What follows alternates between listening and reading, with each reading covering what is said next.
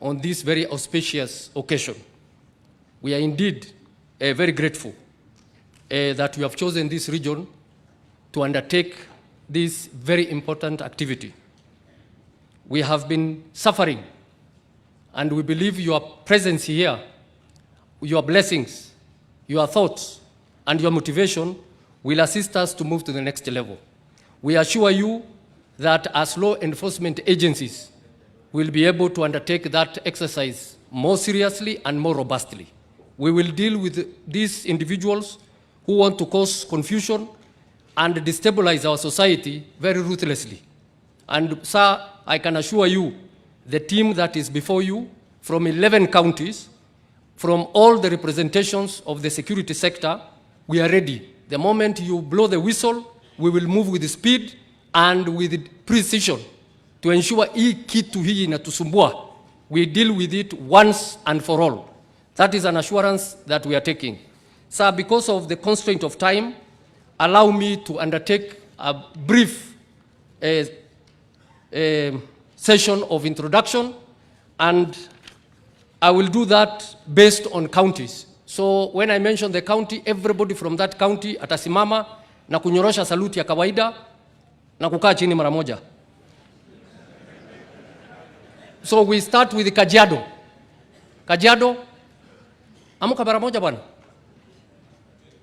Ngoja. Tuko sawa? Aya, salute. Sawa, thank you.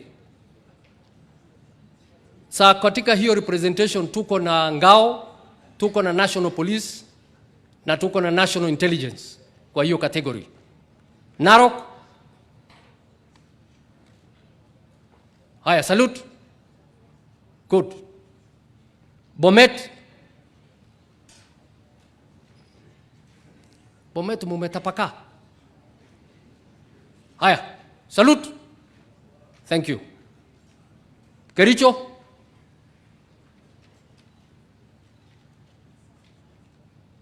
Kericho, salute. Thank you. Nandi.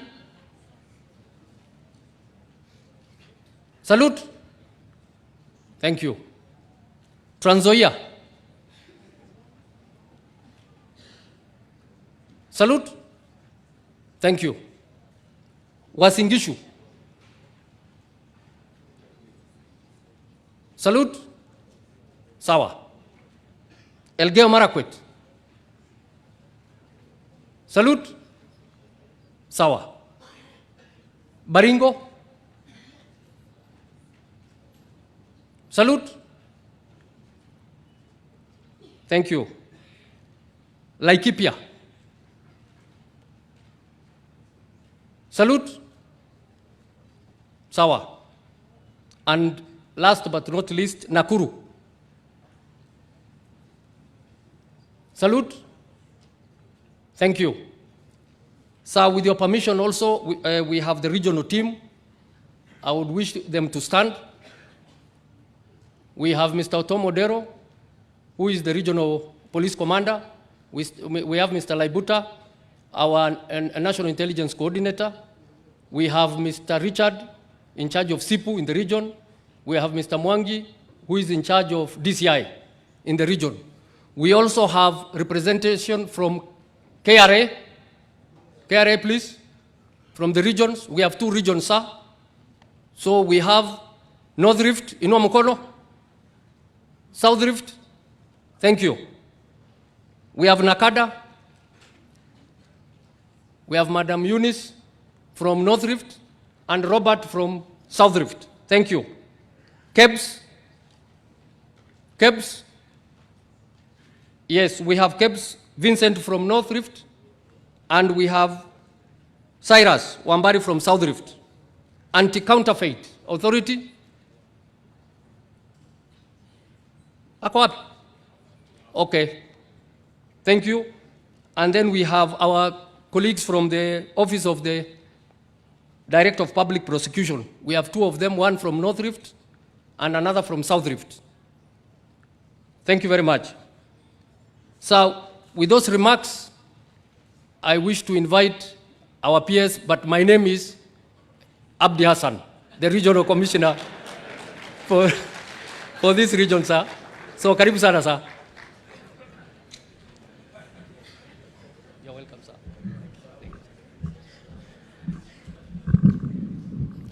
Thank you, RC. Your Excellency, the Deputy President, and Cabinet Secretaries present. I'm the only Principal Secretary in the House, so I would skip that. The Governor of the great county of Nakuru, the elected leadership from across the 11 counties in the Rift Valley region, senior government officers present, and colleagues, good morning. Now, mine would be just to allow us take the program to the next level so that we are able to save on time. So, I would want to invite the leader of majority in the Senate to do the introduction for colleagues. And I would also ask him to invite the area member of parliament, the Honorable Arama, to also introduce the members of parliament in the National Assembly. And then we have the governor. Thank you.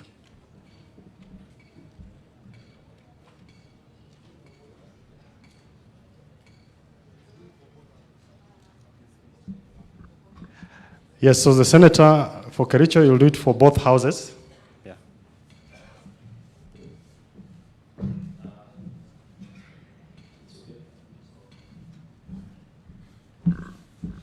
Thank you, PS. Your Excellency, Deputy President, viongozi ambao wako hapa, and everybody who's joined us.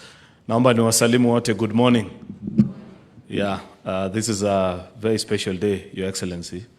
I've seen people struggle, wakiulizwa wako wapi. Wengine wanasema tuko mkutano ya Rigathi, wengine wanasema tuko kwa mkutano ya pombe. So it has confused people. Rarely do people meet on Monday morning to have a conversation about alcohol. But that's how serious this problem is. Ukiona umeheka Jumatatu. So that's how difficult the situation is. Of course, alcohol and drug abuse.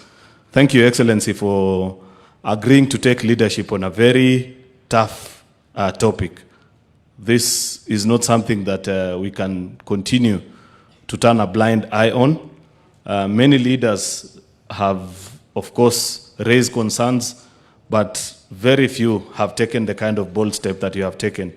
You have mobilized the entire government machinery, and I believe that from today, we will turn the tide towards good gains, having an alcohol and drug-free Rift Valley.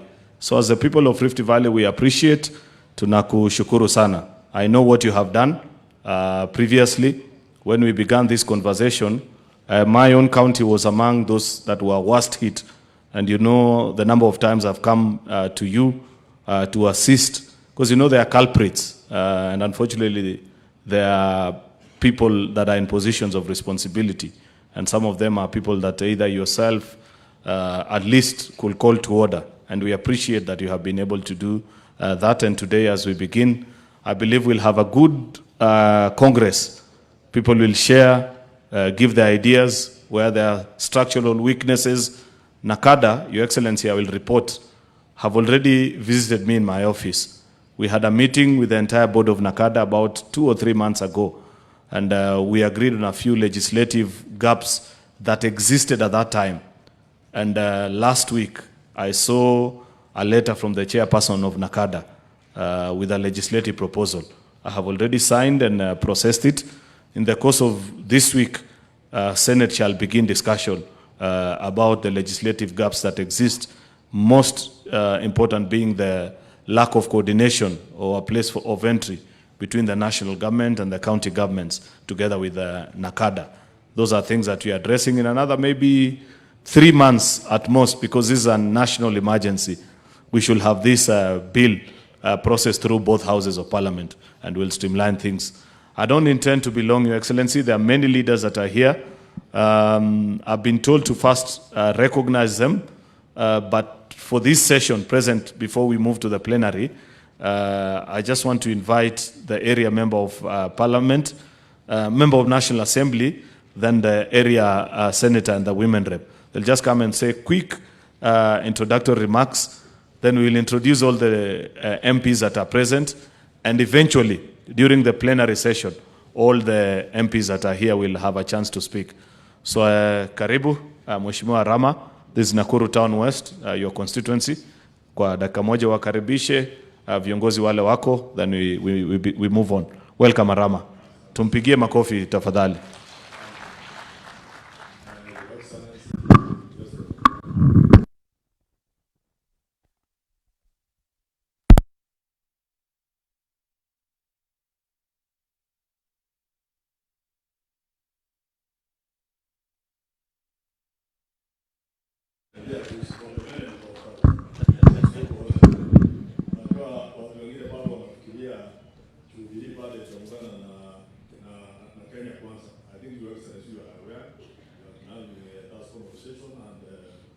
Mine is very simple.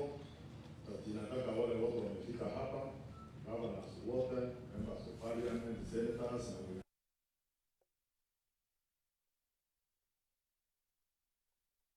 sisi representatives tunajua pombe imefanya kazi gani mbaya kwa watu wetu wote. Kwa hivyo watu wengine walikuwa wanafikiria, unajua watu ya Azimio mahali nilikuwa mbeleni, mahali nilikuwa, lakini sasa siko hapa. Walikuwa wanafikiria ati kuja kuwa na mkutano kama hii, they are opposing because ya siasa. Wanasema ya kwamba ati watu wamesema hakuna pombe nataka kutengenezwa. That is not the issue. The issue here today ni kusema ile pombe mbaya, ile nafanya watu wanakufa. Kwa sababu we all need these people. Tukiwaja watu wakufe wote, nani atatupigia kura 2027? Kwa sababu hao wanataka watu waendelee kukufa, ndio naona wanaleta hii shida ya kuongea maneno mingi. And your excellency, for the benefit of doubt, nilikuwa naongea na governor Susan Kihika, tumekubaliana ya kwamba hii maneno ya masufuria, maandamano, tutashirikiana, hii itakuwa hapa. Hiyo waje kuwe kwingine, kwa sababu sisi we are a peaceful people, we want to assist our people in making roads and other things. Your excellency, hata hii pili mlikuwa mnasema, waje nisema hapa wasi ukisikia ya kwamba we are supporting it as Jubilee members of parliament, the national leader ya National Assembly. Tumekubaliana ya kwamba sisi lazima tuende tuipitishe, lakini at the same time nimeambia watu yangu ya Nakuru Town West wale wako hapa, kwa sababu nasikia watanisikia, tukipitisha hiyo tukubaliane, kwa sababu we must raise money to go and do other projects. So your excellency, nikipiga yes, uniangalie kaparapara kidogo, mimi tutaendelea hiyo, tutapitisha. Kwa hivyo yangu itakuwa ni hiyo. Karibu sana na Nakuru Town West constituency, ndio showground hapa, ndio tuko na shida sana ya hiyo pombe haramu, your excellency. Lakini usuri pia nataka kusema wale maofisa wetu wale wa provincial administration tumeshirikiana sana na tutaendelea kushirikiana, ndio tukomeze hiyo. Asante sana na karibu sana. Thank you so much. Karibu sana Rama. County Women MP, Madam Liza Chelule, karibu. Asante sana, Your Excellency, our Deputy President, governors wote ambao wamefika hapa, senators na MPs na administration kwa ujumla. Nataka kuchukua hii nafasi, Your Excellency, kushukuru Mwenyezi Mungu kukutanisha sisi kwa mkutano ya maana siku ya leo. Mambo ambayo tunaenda kuongea is a pertinent issue in our country, and I really want to thank you, Your Excellency, for actually being committed. Such a great commitment. Hatuwezi kujifanya hatuone. Tunasema shukrani sana. Mimi kama mwakilishi ya kina mama, na sisemi ninawakilisha kina mama peke yao, ninawakilisha wote pamoja na wanaume. Your Excellency, shida ya pombe imelete shida kubwa sana katika nchi yetu ya Kenya. Imelete shida kwa kina mama. Most of the women are not giving birth now because mambo ya pombe ina affect wanaume sana. Kwa hivyo mambo ya population tuna expect wakati huu, wakati itakapofanywa research in future, wakati huu itaenda chini sababu watoto hawazaliwi tena. Kuna wazazi ambaye hawalali makwao ikifika jioni sababu vijana na bangi, mambo ya pombe hata haiwapatii nafasi wazazi wao wakae kwa manyumba zao. Kwa hivyo this is a pertinent issue, and as we go forward, I know most of these youths are addicts na ni wagonjwa kwa sahihi. I would really request and propose if we can have in every county a rehabilitation center which will be sustained by the county government. By those few remarks, Your Excellency, you are most welcome to Nakuru, and we really like the commitment that you have for this country. Thank you very much. My name is Liza Chelule, the women rep for Nakuru. Thank you. Asante, our Senator Tabitha. Your Excellency, our Governor, CSAs, members of Parliament, all protocols observed, I want to take this opportunity and welcome everybody who has come here today to Nakuru County as the Senator of Nakuru County. I want also to congratulate His Excellency the DP for how he's taken this war against the illicit brews and drugs, because we need to protect the industry of alcohol, because the industry of alcohol represents our economy, works for our economy, and stands for our culture and our social life. And as we speak, as we wait to pass the finance bill, the target that the alcohol people have been given is about 118 billion on excise tax alone.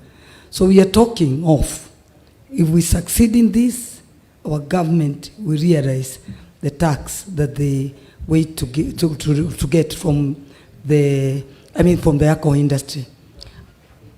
Is either good or bad, but I've been working in that industry, so I know what it means when we say of the illicit brews. We need to fight them, and we need to be united, all of us, because they are made by people. The illicit brews are made by people. And maybe some of us are the people who support that. So let us all work hard and help the SDG on his mission to ensure that this industry works like the other parts of the world, the international world. You know, people are saying, we want to beat alcohol. We want to regulate the alcohol industry like the other part of the world. Thank you, you're most welcome, and I'll be very happy to get to be in, to be in this conversation, because I know the alcohol people are waiting for me to see how, especially the bar owners who are saying the police are really harassing them, even the ones who are complying, they are really being harassed. So here we are. Rigji, thank you so much, welcome, so that we can ensure this industry is regulated to ensure it can realize its target that is being given by this government. Thank you so much. Karibuni, asante. Asante, Senator Tabitha, for speaking for all players in the industry. Your Excellency, you know it's not all leaders who have the courage to do what you're doing. Yesterday, many of the leaders walilala hapa jana because waliambiwa unakuja and we need to be early. So when we met at the lounge hapo first floor where we were sleeping, kulikuwa na watu walikuwa wameonja kidogo. Waliposikia tunakuja mkutano leo, one of them told us, na kabla muanze mkutano, muulize Mutudho pahali kupigana na pombe ilimfikisha. So, and I see a number of those leaders hawajakuja kwa mkutano leo. So he tells you it needs courage to be in this meeting. So I want to celebrate the leaders wale wamekuja. Nikikutaja, you just stand, wave. We'll get a chance to speak later on during the plenary after the agenda has been properly set, so that you air your views as a leader. We'll have a plenary session. Mheshimiwa Samuel Arama had spoken, so no need to stand. Joseph Cherorot, MP Kipkelion East, you just stand and wave. Asante. Mheshimiwa Jen Kihara from Naivasha, thank you Jen. Asante, thank you for joining us. Mheshimiwa Joseph Tanui from Kuresoi South, thank you the teacher. Asante. Mheshimiwa Samuel Gashobe from Subukia, asante Gashobe for joining us. Mheshimiwa Alfred Mutai from Kuresoi North, thank you Alfred. Mheshimiwa Kakuta Ole Maimai from Kajiado East, thank you Kakuta for joining us. Mheshimiwa Charity Kadhambi, our MP from Joro, thank you Charity. Mheshimiwa David Ole Sankok, member for Yala, East Africa, thank you. Mheshimiwa Gabriel Tongoyo from Narok West, thank you. It's our chairperson for Security Committee. Mheshimiwa Jane Kagiri from Laikipia County, thank you Jane. Mheshimiwa Irene Joki from Bahati, where are you Irene? Asante, thank you. Agnes Pareyo, Mheshimiwa Narok North, thank you Agnes for joining us. Mheshimiwa Senator Jackson Mandago from Uasin Gishu, where are you Jackma? Asante, thank you for joining us. Mheshimiwa Nelson Koech from Belgut, thank you Nelson. Mheshimiwa Hilary Kosgei from Kipkelion East. Oh, West, West, sorry. Yeah, thank you, Hilary. George Sunguya, Kajiado West.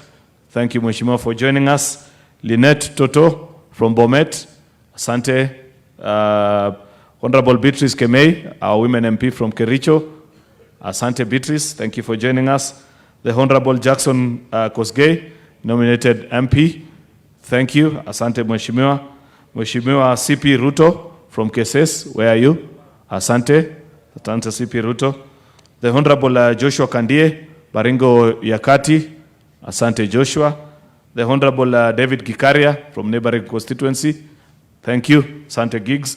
The Honorable Washira Karani, all the way from Laikipia. Thank you. Is there any member of parliament to Mesau? So many. Okay, just stand. I'll try and recognize. That's Mheshimiwa Makilab from Baringo North. Weka mkono juu ili wakujue. Thank you. Next to him is a women MP from Narok constituency. Oh, Rebecca Tonke. No, I was just saying, okay. I wanted to say your name. Yeah. Next, Josh Lelmengit from Mgwen constituency. Rongai MP, Mamba. Good. Moiben. Soi.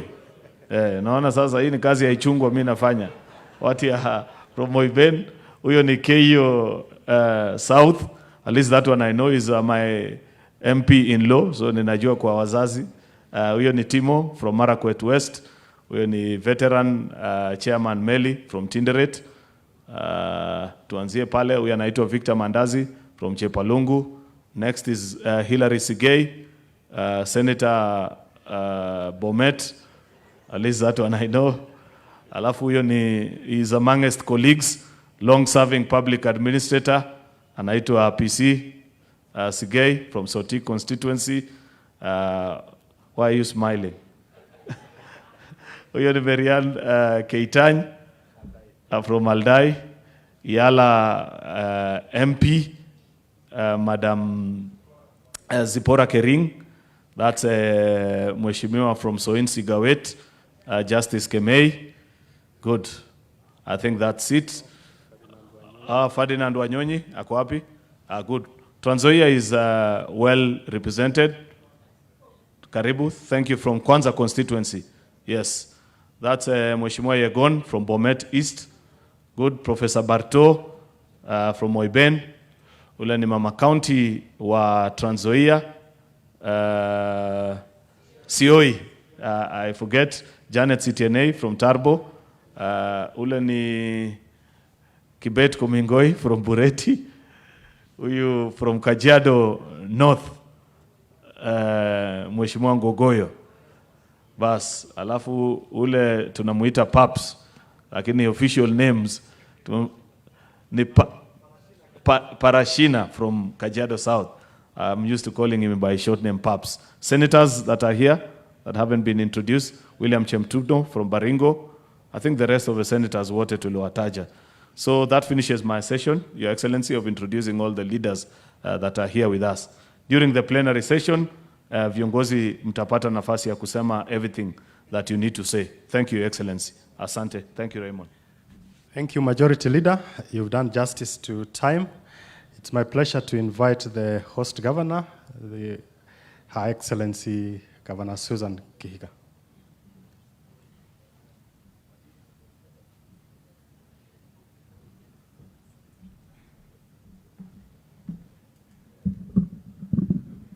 Thank you. Your Excellency, the Deputy President, Rigathi Gachagua, Your Excellency's colleague governors, cabinet secretaries present, Majority Leader of the Senate, senators present, members of the National Assembly, Principal Secretaries present, the DIG, the Rift Valley Regional Commissioner, everyone from the administrations, heads of state agencies present, government officials, distinguished guests, ladies and gentlemen. It is my great honor to join you today as we come together as leaders of the region to discuss the causes, impact, and possible solutions to the menace of illicit brews, drugs, and substance abuse in the Rift Valley region. At the onset, allow me to welcome you to Nakuru County, the home of unlimited opportunities. It is an honor and privilege that Nakuru City was selected to host this event here at the ASK Showground. You are all very welcome. Your Excellency, the Deputy President, the conversation on the danger posed by the consumption of illicit brews, use of drugs and substance abuse in our country and more so in the Rift Valley is timely. Various studies in this topic, branded in Nakuru County as the business of death, have shown the use of illicit brews, drugs, and substance abuse among the youth and now some older people does not only pose a challenge to our social, economic, political, and health progress, but also threaten local and national peace and security. Therefore, it is an evolving challenge that all players at the national and county levels must fold their sleeves and tackle to avoid the lethal consequences of this menace. Indeed, illicit alcohol and substance abuse among youth affect not only the individual users and abusers, but also their families and society. These effects include neglect of responsibilities, increased trends in criminal activities, including organized criminal gangs, violent crimes and international drug trafficking, interpersonal violence, diminished attachment to family and others, impaired self-regulation and problem-solving, decreased development of prosocial attitudes and behavior and health impairment, including mental disorders, reduced life expectancy among the users and abusers. In addition, studies show a death rate of 2.5 times higher than normal among users and abusers. These rates are highest among young adults aged 18 to 35. Youth in this age bracket constitute about 60% of Kenya's national population, hence being the most vulnerable group. Allow me to demonstrate how deep this malaise has become ingrained in our society here in Nakuru County. Sometime in September last year, a 30-year-old resident of Elbagon in Molo sub-county, serving as an assistant county commissioner in Vihiga, took a short leave to visit his family in Nakuru. With some free time, he went on a night-long drinking spree with his friends in Molo, and sadly, he died the following day from alcohol poisoning, ending a promising administrator's life and leaving behind a young widow and children orphaned at a very young age. On August 8th of 2021, 10 people in the Hodi area of Bahati sub-county died after consuming what tests confirmed to be poisoned illicit liquor. Another 6 people died 4 months later in December 2021 after consuming illicit brew in Jawadho village, Njoro sub-county. Similar deaths arising from illicit brew consumption have been recorded in Molo, Kuresoi South, and Kuresoi North sub-counties. Where deaths have not been reported, you will find once able-bodied youths have been turned into zombies after using drugs and abusing substances that are now easily available in urban centers and villages. Your Excellency, investigations and studies reveal that the purveyors of this menace have devised ways to continue their deadly business under the noses of administrators and security agents. The merchants of this business in Molo, Joro, Bahati, Kuresoi North, Kuresoi South, Gilgil, and parts of Nakuru City have become so enterprising that they conduct their businesses in toilets and even in cemeteries to escape the prying eyes of security officers and administrators. Informal settlements in urban centers in the county have become dens where these merchants conduct their businesses, exacerbating the sorry state that already exists in those areas. In Nakuru City, areas of Kaptembwa, Kivumbini, Kwaronda, Canyon, London, Morogi, and other densely populated slums have become stomping grounds for peddlers of drugs and merchants of illicit brews. Efforts to stamp out this menace must begin in these areas. To stem the spread of the malaise, which is morphing into a security threat at the national and county levels, all players, political leaders, security agencies, the clergy, and the relevant state agencies must work together. It is evident that weak laws, regulations, and low fines have largely contributed to the state we are in regarding illicit brew consumption. As a region, we must develop strong legislation that provides punitive consequences for peddlers of drugs and merchants of illicit brews. Here in Nakuru County, we are preparing a law to this effect. We will seek the support of the national administration of the national government and security teams in the county in the fight against these illicit brews and use of drugs. In the meantime, we have tightened the issuance of licenses to bars and wines and spirits outlets. This year, out of 3,654 applications, licenses were issued to 2,919. 445 were rejected. We want to guard and ring-fence our youths from illicit brews and the use of drugs. In conclusion, I want to thank the national government for identifying the dangers of this menace and bringing us together to discuss and find ways of containing the spread of illicit brews and the use of drugs. This is a fight that we cannot wish away because the consequences are worse. In fighting against this business of death, we seek to reduce poverty, unite families, mold a healthy workforce, clean our politics, entrench harmony and peace in our society, and promote security.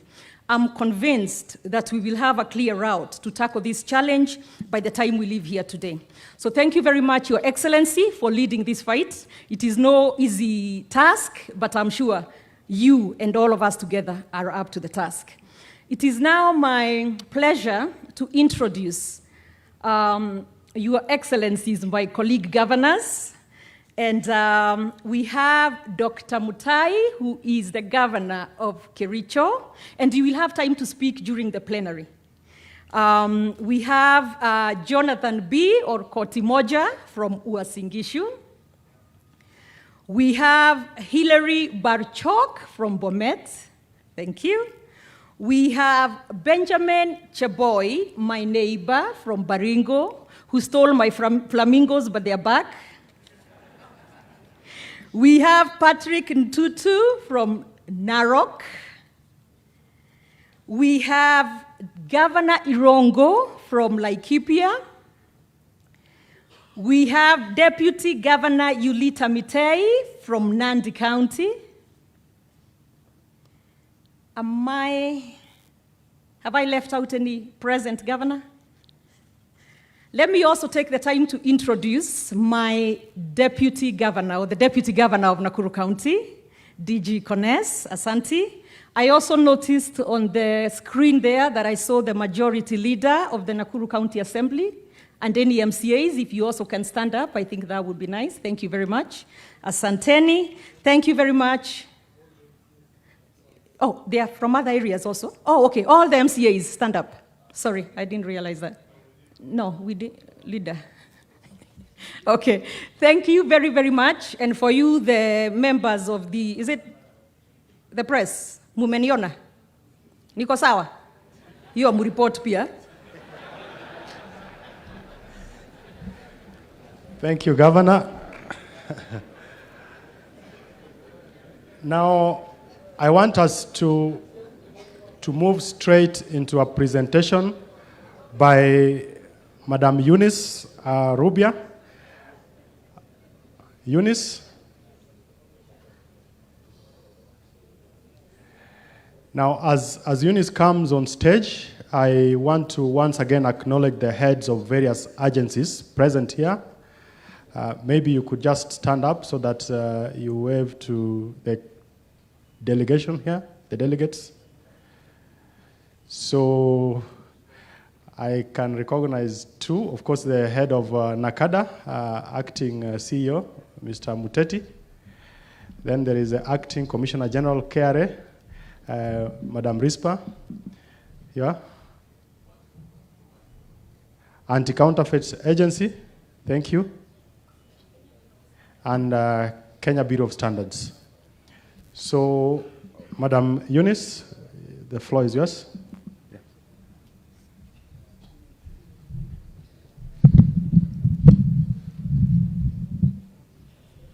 His Excellency, the Deputy President of the Republic of Kenya, the Cabinet Secretaries present, led by our Cabinet Secretary, Minister of Interior, the Principal Secretary, elected leaders, that is senators, members of parliament, women reps, our governors, Regional Commissioner, Rift Valley, all the county commissioners in attendance, not forgetting all the leadership of the various agencies, including the chairperson for NACADA, all the various director generals and the CEOs, including the acting CEO of NACADA. Eunice Arubia, I work with NACADA as the regional head for North Rift. I'll be making a presentation on behalf of the region. We are looking at the alcohol and drug abuse situation in the region. And to begin with, we came up with objectives that we wish to achieve from this particular sitting. The first one is to highlight alcohol and drug status in Rift Valley region.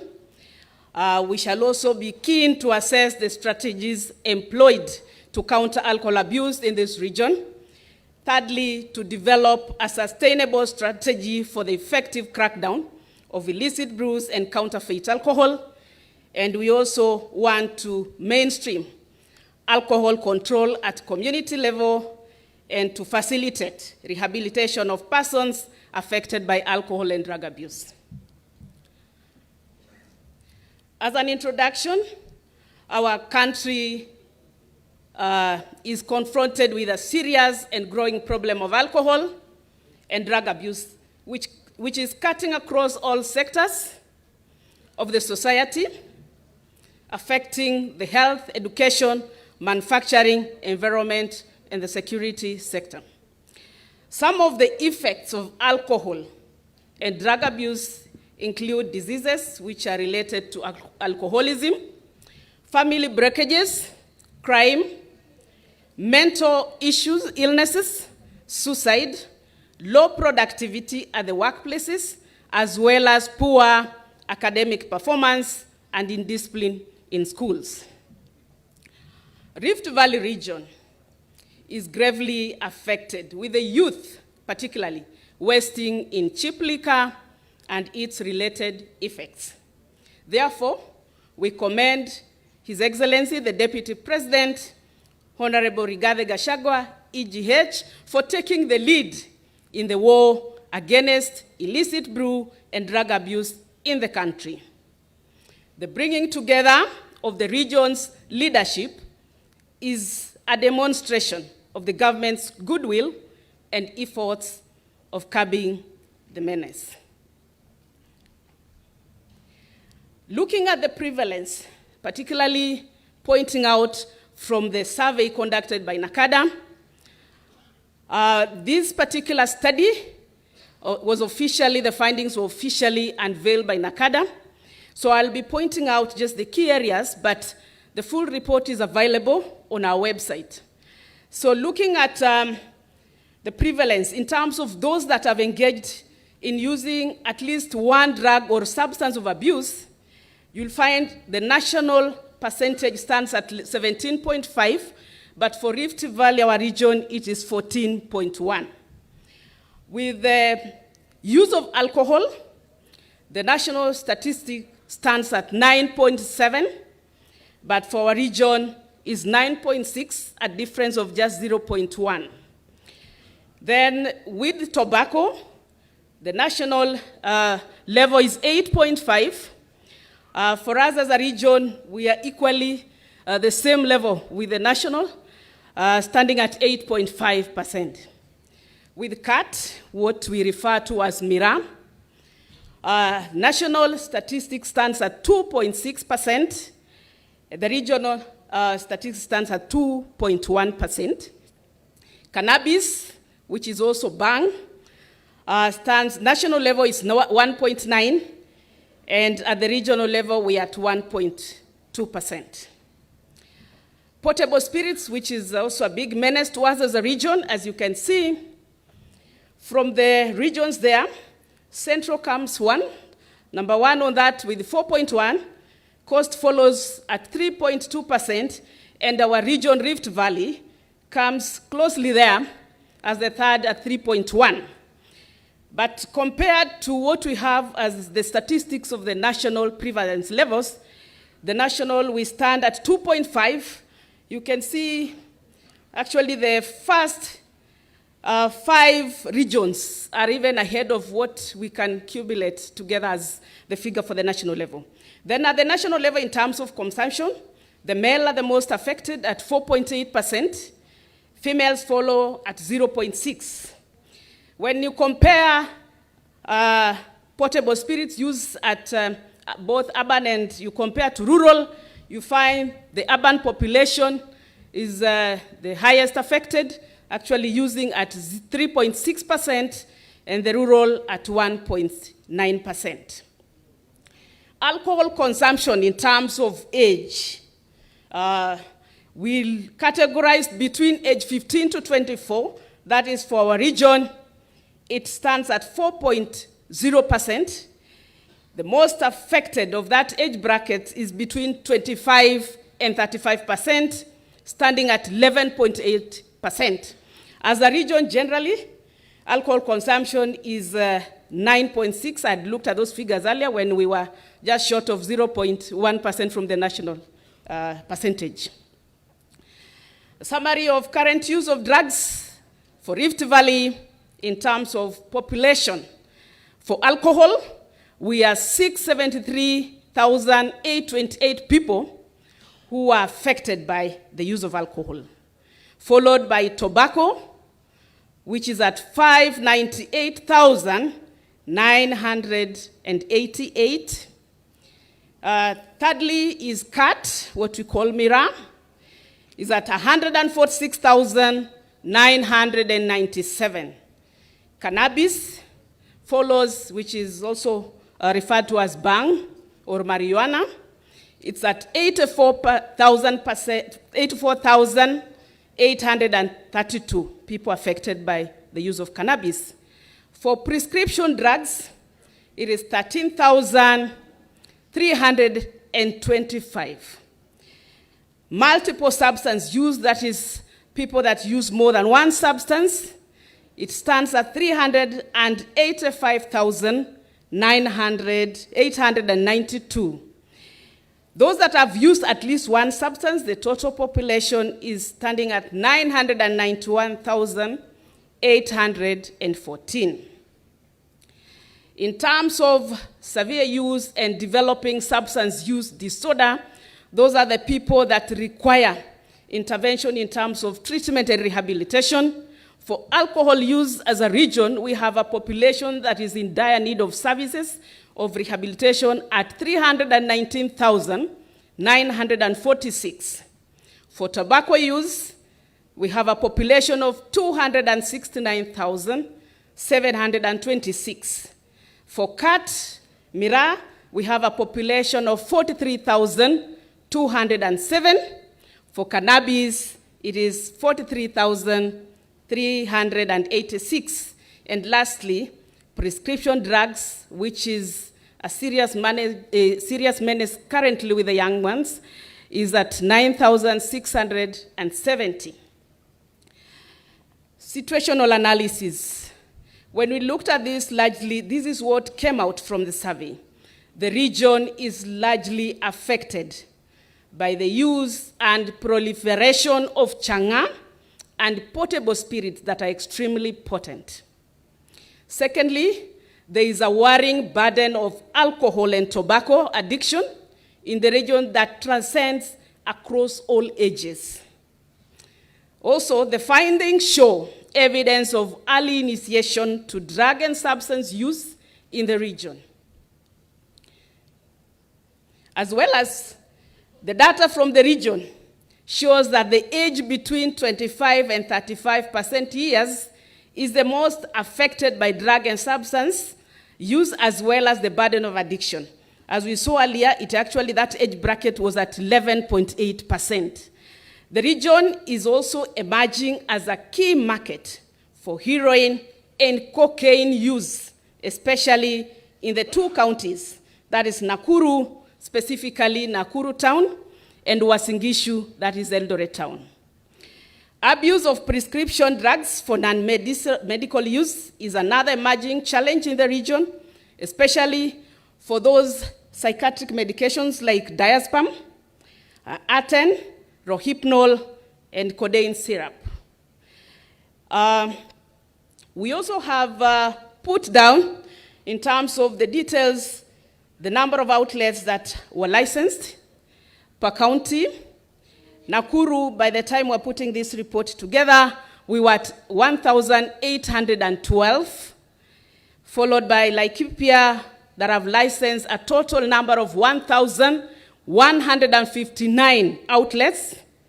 Narok has licensed 960 outlets. Uasin Gishu has licensed 767. Bomet has licensed 659 outlets. Trans Nzoia County has licensed 534 outlets. Kericho has licensed 368 outlets. Elgeyo Marakwet has licensed 315 outlets. Nandi County has licensed a total of 310 outlets. Samburu has licensed 237 outlets. Baringo County, 178 outlets. Turkana, 159 outlets. Kajiado, 142. And the last one is West Pokot, that has licensed so far 92 outlets. In the entire region, out of the 14 counties, we have a total of 7,694 outlets. And to us, just to mention that we have one sub-county in the region that has no single outlet. That is Pokot South in West Pokot County, specifically a place called Lelan.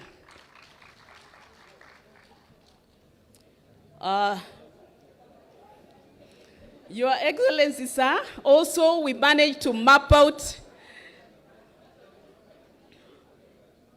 We also managed to map out the hotspots for both illicit brew and drugs. So just to mention, we have a detailed report of all the hotspots. So we have places like in Nakuru, we have railways, we have Kasarani, Showground, among many others. And we also have Laikipia with places like Majengo Slums, Ukumbusho Market, Liki River, among others. And then Bomet, we have Lebekwet and Mogoma villages, among many other places that we've mapped out. For Kajiado, we have also quite a number of places. Ongata Rongai, Ngong, Matasia Town, Mbulbul, among many, many other places. Nandi County, we have Olomotit and Kaptuta villages along Mbogo riverbanks, among other places that we've mapped out. Turkana County, we have Lokomarinyang, Kaikor, Napak, Kibish, among other places, including places like California. Uasin Gishu, we have a long list of places we've mapped out. I'll just mention a few. That is, we have, there are quite a number of them for Uasin Gishu. So we have Kambi Amani, Tuyo Bay Village. We have quite a number of them as you see them there. As you can see, for sure, we've mapped out so many places. Then we have Narok, Ololunga Junction, Kambi Chafu, among other places. In Kericho, we have Brook, Kericho Town, Ainawi Moi, Lemotit, among other places. In Baringo, we have Mochongoi, Kimoriot, Arabal, Marigat, among other places, including Tenges Center and Kapiemit. Samburu County, we have Maralal, Milimani, Suguta Town, Wamba, Baragoi, among other places. In Elgeyo Marakwet as well, we equally have so many places that we've mapped out. Chesongoch, Viewpoint along Kerio River, bordering Baringo County, the Hanging Valley, among other so many places. For Trans Nzoia, we have Trans Nzoia, we have Pwatak Farm, Pango Farm, Bondeni, Namboko, Chemichemi, among other places. West Pokot, we have Aramaket, Kisima, Madare, Mawingo Road, among other places. In terms of accredited treatment and rehabilitation centers in the region, we have facilities that are operating, actually, that can serve our people, as we saw the numbers that are in dire need of treatment and rehabilitation. For South Rift, we have a total of 14 rehabilitation centers, Beyond All Love, Family Wellness, Presbyterian Care Center, Teens Challenge Kenya Nakuru Center, Mary Wairiri Foundation, Karira Medical and Rehabilitation Center, Jabali Wellness. We have Idlik Wellness Center, New Dawn, Zenesis, Wheeling Way, The Retreat Limited, Emmanuel Treatment Resource Center, Palm Tree Home Wellness Center. For North Rift, we have Moi Teaching and Referral, Elgeyo Marakwet County 10 Rehab, Lighthouse Hospital and Rehabilitation Center, Nuru Wellness, Haven Recovery Center, Serenity Africa, Adapt, Alumasi Rehabilitation Center, Talbot Center under the Catholic Diocese of Lodwar, Ichuman Wellness Center, Kabri Sang Rehabilitation Center in Nandi, which was done through partnership with NGAF, National Government Affirmative Action Funds. The same as the last one, Lodwar Rehabilitation Center, also done in partnership with the National Government Affirmative Action Funds. NACADA has funded a few, like Moi Teaching Referral, Elgeyo Marakwet County 10 Rehab, and one in Bomet. That is in the region, but NACADA has done many others in the country. The achievements, we managed to put out achievements we've realized in the region. The first one, through partnership with both state and non-state actors, we've been able to have a program that is alternative livelihood program targeting specifically the brewers. We had notorious brewers in the region, and through a partnership, we've been able to convince them, get them trained and engaged in other alternative ways of earning a living. And we have so far reached an estimate number of 3,000 in the region. We also want to commend the county government so far that all counties have enacted their laws in this region, and they all have functional directorates responsible for the alcohol and drug control function. Then as NACADA, through partnership with county governments, as I indicated earlier, and in collaboration with GAV, we have 5 key rehabilitation facilities in the region that we've been managed to put together, and they are serving this region. Then there is a significant decrease in the number of licensed outlets this particular year, estimated at about 20%. The numbers came down compared to the number of outlets that were licensed the previous year. So we really want to still commend everybody that really is taking part in this. Your Excellency, we hope that going forward, we shall work to ensure that this number comes down further. Then in terms of other achievements, just to point out when we do the work of enforcement, there are a number of achievements we've also realized as we work as a multi-agency in the region, that is so far within this a span of a period that we worked together, we managed to arrest and charge in court a total of 1,255 suspects. That is for a period of 100 days. Then we also managed to close 781 outlets in the region. And with all this, it attracted a fine amounting to 17,243,000. We also netted illicit brew that was amounting to 942,060 liters. With bang, we recovered 2,419 rolls. We also managed to collect 1,700 brooms, plants, and stems of bang. And we also managed to collect 100 stones and 24 kgs bulk, the one that is found in a sack. So weighing, it was about 24 kilograms. For cocaine in a region, that is most recent, and the case is still pending in court, we managed to get 54 sachets of cocaine.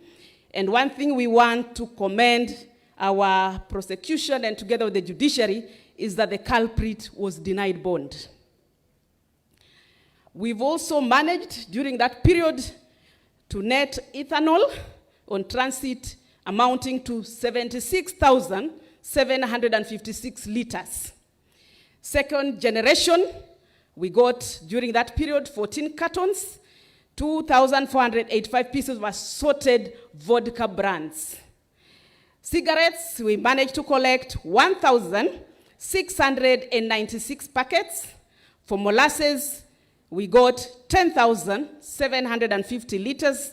Yeast, we got 152.57 kilograms.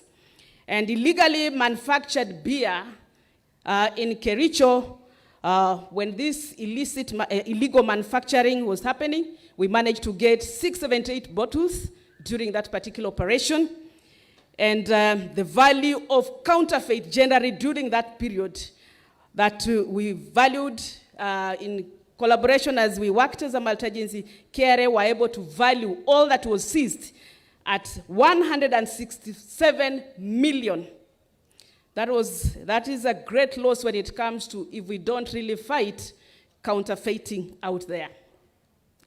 Then in terms of challenges, as we do this work, we've also pointed out a number of challenges that we experience. One is weakness in licensing and enforcement, and specifically we've pointed out the following. One is mushrooming of alcoholic outlets in undesignated areas, including wines and spirit shops. Secondly, the bars that operate without valid documentation, without licenses. Then abuse of licenses, sale of substandard alcohol in unhealthy conditions, outlets operating beyond stipulated hours, wines and spirits dispensing on site contrary to the law. Under corruption as a challenge, we also pointed out there's a lot of collection of protection fees, bribes to avoid closure and arrest, information leakage during crackdowns, and conflict of interest. Abuse of prescription drugs. We have a challenge particularly for unregulated sale of pharmaceutical drugs. And particularly, as I cited earlier, we have a big challenge with codeine syrup. And I believe that a lot can be done, especially with our colleagues at the Pharmacy and Poisons Board as well. Because currently what our young people are doing, they get codeine syrup, they buy Lucozade, ready to drink juice, they mix it up and they're able to come up with an intoxicating substance. So it's a serious challenge. Prosecution challenges, cases taking too long to conclude, lenient charges, sentences, and fines.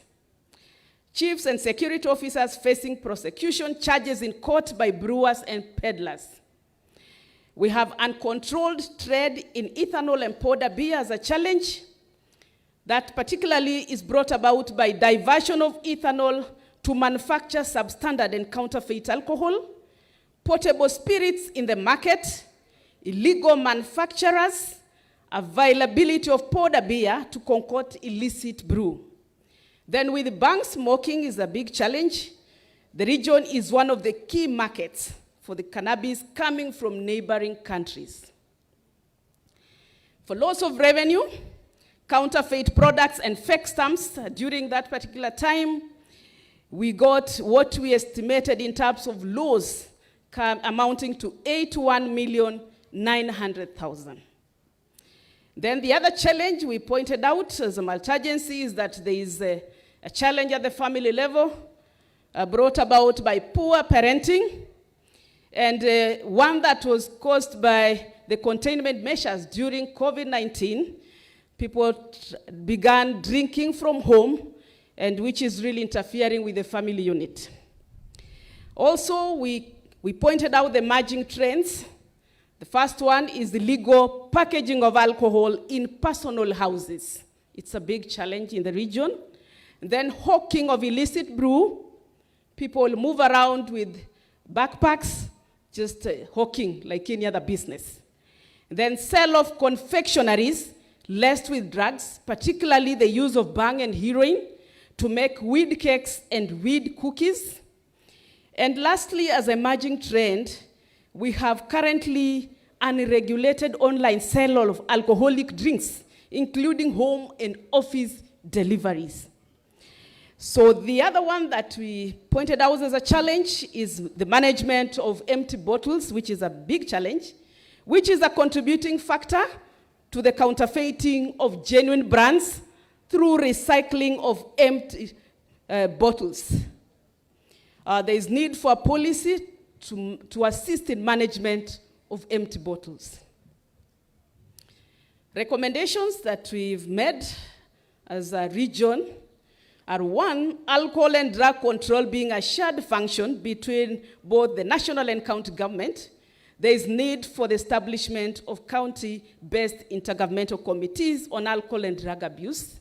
Secondly, we recommend the amendment of the Alcoholic Drinks Control Act of 2010 regulations to include and provide a formula for determining maximum number of alcohol outlets to be licensed in a given area based on population density as envisioned in the Act. Thirdly, we recommend that there is need to amend the county-specific laws to align with the national law, Alcohol Drinks Control Act 2010, so that they are in tandem, because currently they are not reading the same. Fourth, we've recommended counties to invest in research, prevention, treatment, and rehabilitation programs from liquor licensing fees. We emphasize for ring-fencing of the funds collected from licensing. We have a few counties that have managed to establish a fund account, and our plea here today is to really plead, Your Excellency, that if the counties can all establish a fund that will be able to manage all issues to do with alcohol and drug control. There is also, finally, fifth, we've recommended there is need for decentralization of government chemist services, because currently we have a serious challenge. When we have samples in the region, we have to travel either to Kisumu or to Nairobi, and it is a big challenge. Sometimes when the cases are in court and the reports delay to be released, it really affects the verdict of our cases in court. We also recommend that there is need to ensure coordinated and multi-agency licensing regime of alcoholic outlets, where Ngao and National Police Service are also involved at all levels. We also recommend a need to undertake regular surveillance and enforcement to ensure compliance. We also recommend there is need to enhance community participation in control of alcohol and drugs including licensing. We also recommend a need for a structured training for addiction professionals. As we talked about the huge number of people that are affected, there is need for personnel to be given capacity to handle the persons that are affected with addiction.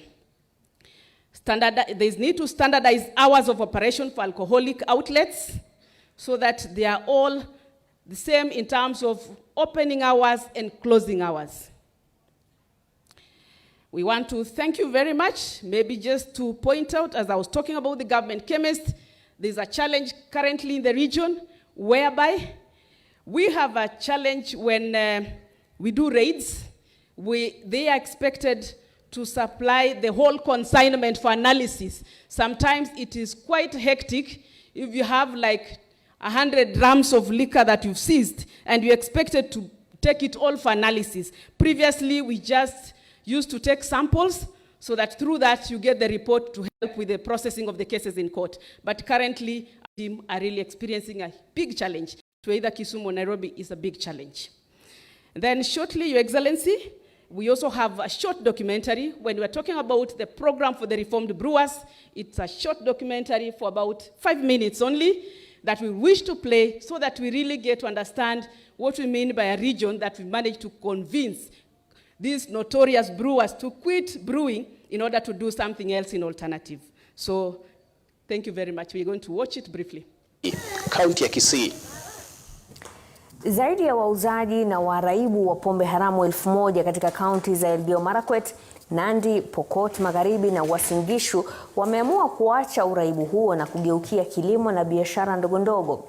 Watengenezaji pombe ambao kwa wakati mmoja walikuwa sugu wamebadili mienendo baada ya zaidi ya miaka 20 ya kucheza mchezo wa paka na panya na maafisa wa polisi na mamlaka ya nakada.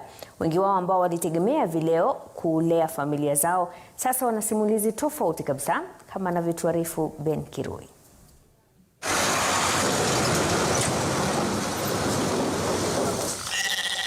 Lilian Adema, mwanamke mwenye umri wa miaka 41, ni mmoja kati ya wale ambao walikuwa wanajihusisha na biashara ya pombe haramu kabla ya kugeuka na kuuasi biashara hiyo.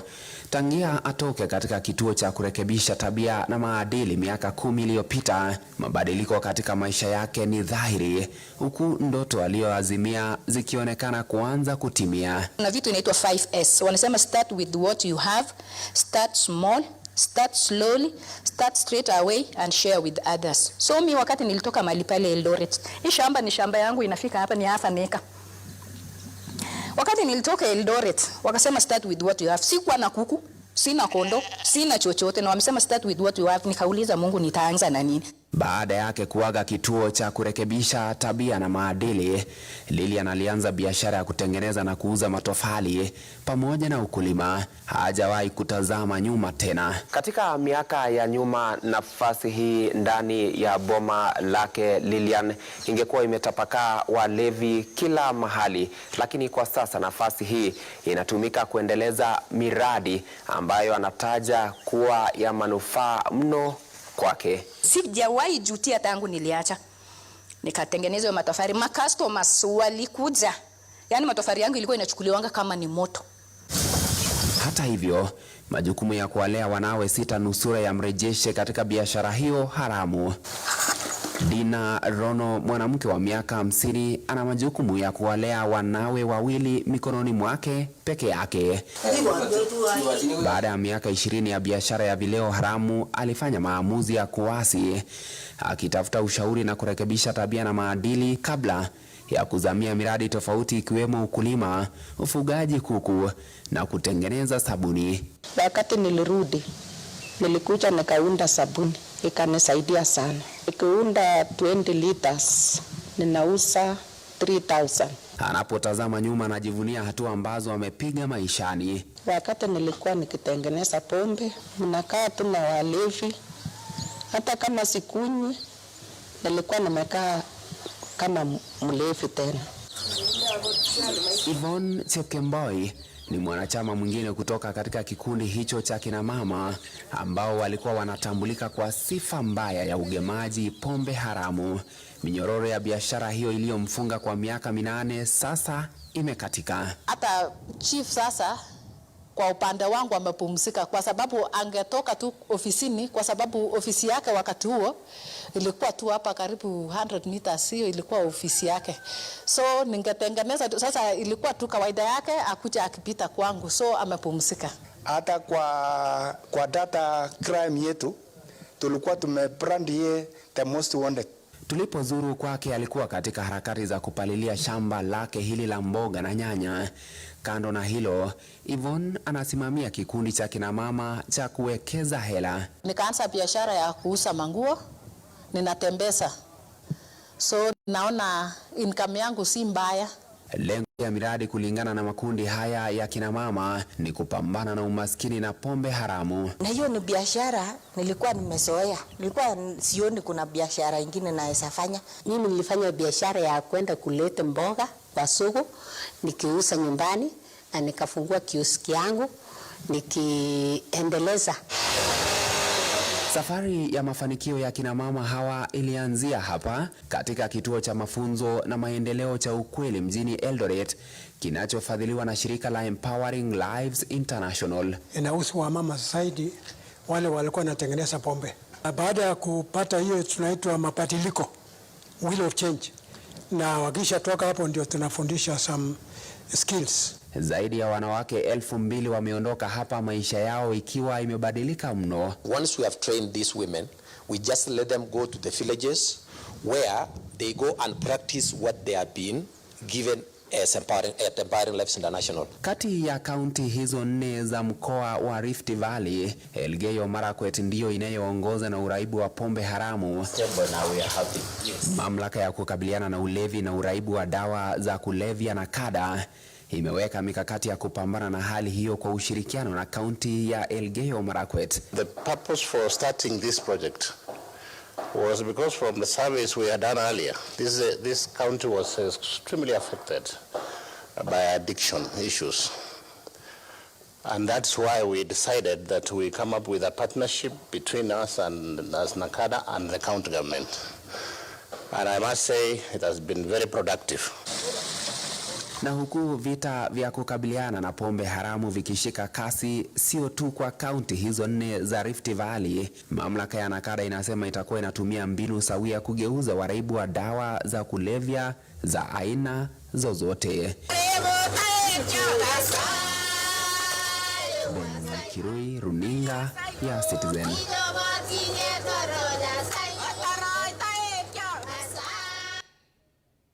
Thank you very much, Your Excellency. That is the short documentary, and as a region, we've worked very, very closely. As you heard in the video when we're saying Empowering Lives International, we have our key partner just to briefly speak for 3 minutes. Thank you.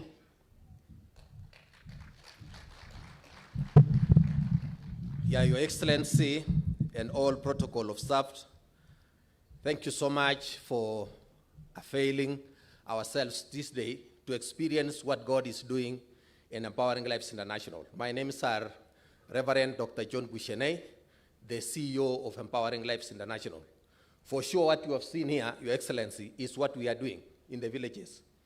We just give them skills and ideas so that they can go and use it back at home. And that is why you see these ladies, as they were talking exactly on what ELI is doing in the villages. What we do is that we have 3 attributes of a world changer. 1, we make people embrace Christ. 2nd, we give people God-honoring income. That is the skill. And the 3rd, we make people have the skill of sharing the transformation. And of course, after we have given those 3 attributes, we let these ladies go and practice it back at home.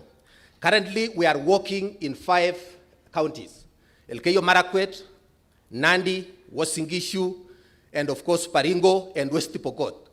And out of the 3,000 women you have had there, we train about 2,000. The rest 100, they got the training and the ideas from others because of what they are sharing. So at this time, we want to echo you, Your Excellency, for the good work that you have done. We have a very, very important collaboration between us and the county government, especially the one for Elgeyo Marakwet, led by Chon Gorir and Wesley Rono, the governor. We do also have a good relationship with Jonathan B. from Eldoret, that is Wasingishu. They have really done a lot of things. In fact, the county government of Elgeyo Marakwet has just seconded some of their staff to help in this transformation, which we really applaud them for the good work they have done. So we want to pray that if we get some more resources, Empowering Lives can even go beyond Rift Valley and other places they feel they might be needing our services. Empowering will always stand with them, because what we do is we don't give money to anybody. What we do, we give skills and ideas. Because if you want somebody to survive, don't take or give a fish to a person. Just take that person to the river to do the fishing himself. And that is what we are doing with these women. We transform them from inside. Because the transformation that comes from inside is real, not the one that is cosmetic. Because at some point, we might force these people to go to jail and punish them and do that. But empowering is we talk to them, we dialogue with them, we tell them this is the right way to go. And of course, we have seen that one working. That is why we have about 3,000 women who have been transformed. On 10th of October, we will be celebrating all the women from Wasingishu, Nandi, Baringo, and Elgeyo Marakwet at Iten ground, where we will bring all the ladies who have been transformed to celebrate the good work of the Lord. Otherwise, Your Excellency, we know you are in the forefront, the highest rank in Kenya that has ever come really to fight the illicit brew. We thank you and we say thank you so much. We long to have journey together and even have partnership with the government of Kenya. Thank you so much and God bless you. Thank you. With due respect, can I recognize the members of VLI that we came together, please? That is our chairman, Mr. Robert Chelagat, from Empowering Lives International. The next is Samuel Teimuke, who is the founder member of Empowering Lives. And the next one is Dennis Kurkat, who is the program manager. Thank you so much. Thank you. At this juncture, I would want to invite the DIG just to make a few remarks, because the bit of enforcement is very critical in the control and management of these illicit brews and drugs.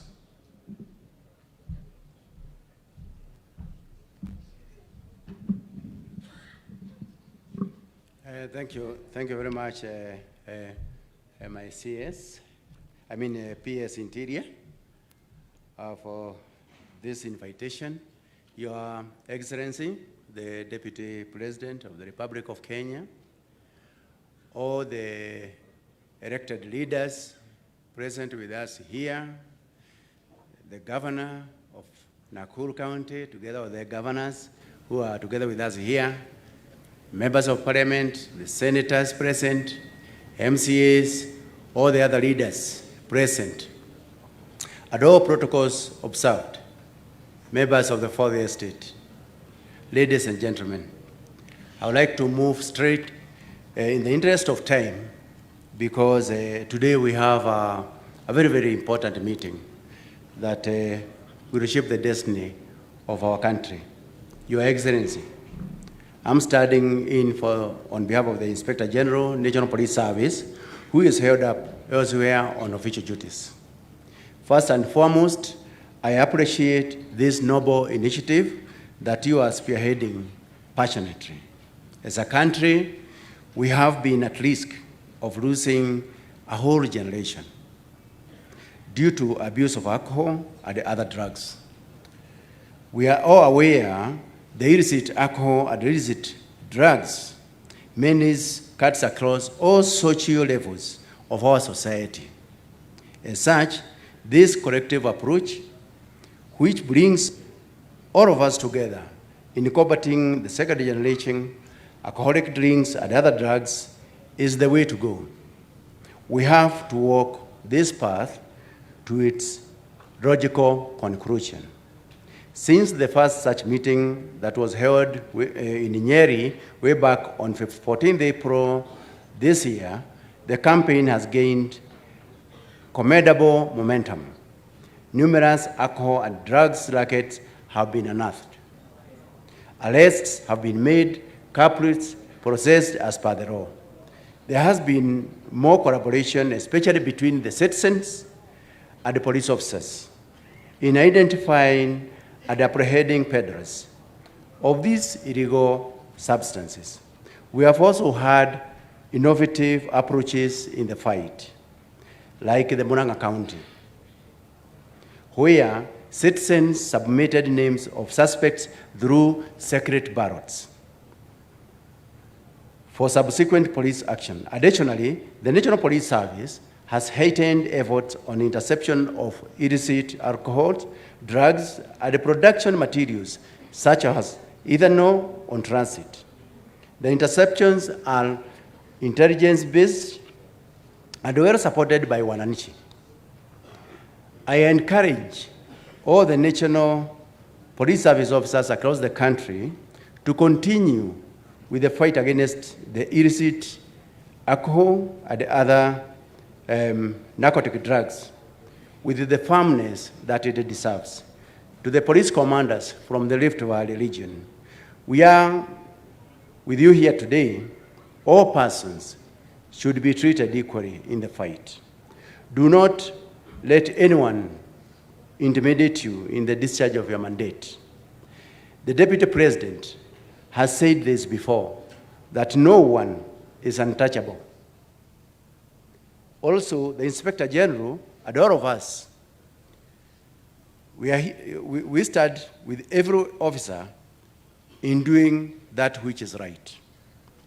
From this meeting, we shall have a better organized, well-coordinated, greater collaboration and rejuvenated fight against alcohol, drug abuse in the Rift Valley region. Your Excellency, on behalf of the National Police Service, I reiterate our commitment to the campaign.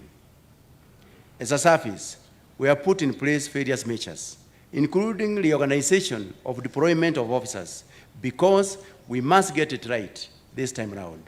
It is time we combat abuse of alcohol and other drugs in the country differently.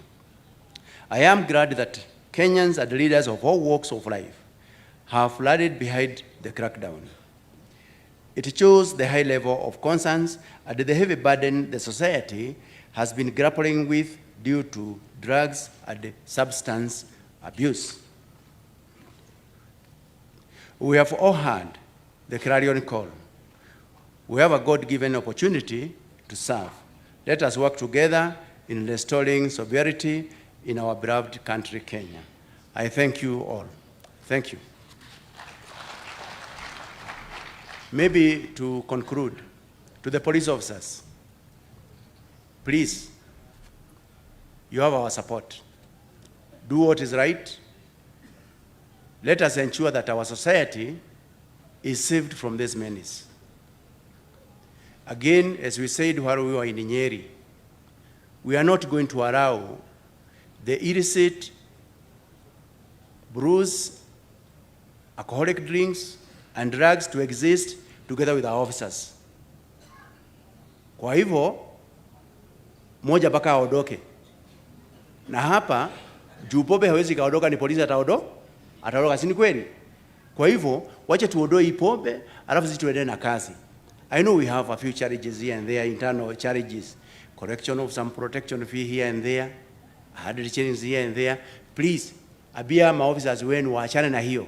Tufanyie wananchi wetu kazi, tuifanye vizuri, na sisi at the end of the day tutakuwa tumebarikiwa sana. Asanteni sana.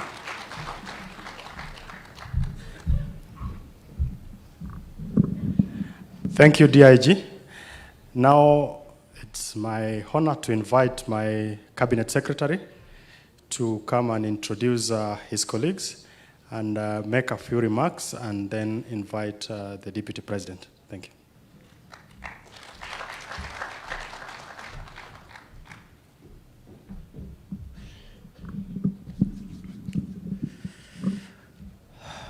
Your Excellency, Rigathi Gachagua, Deputy President of the Republic of Kenya.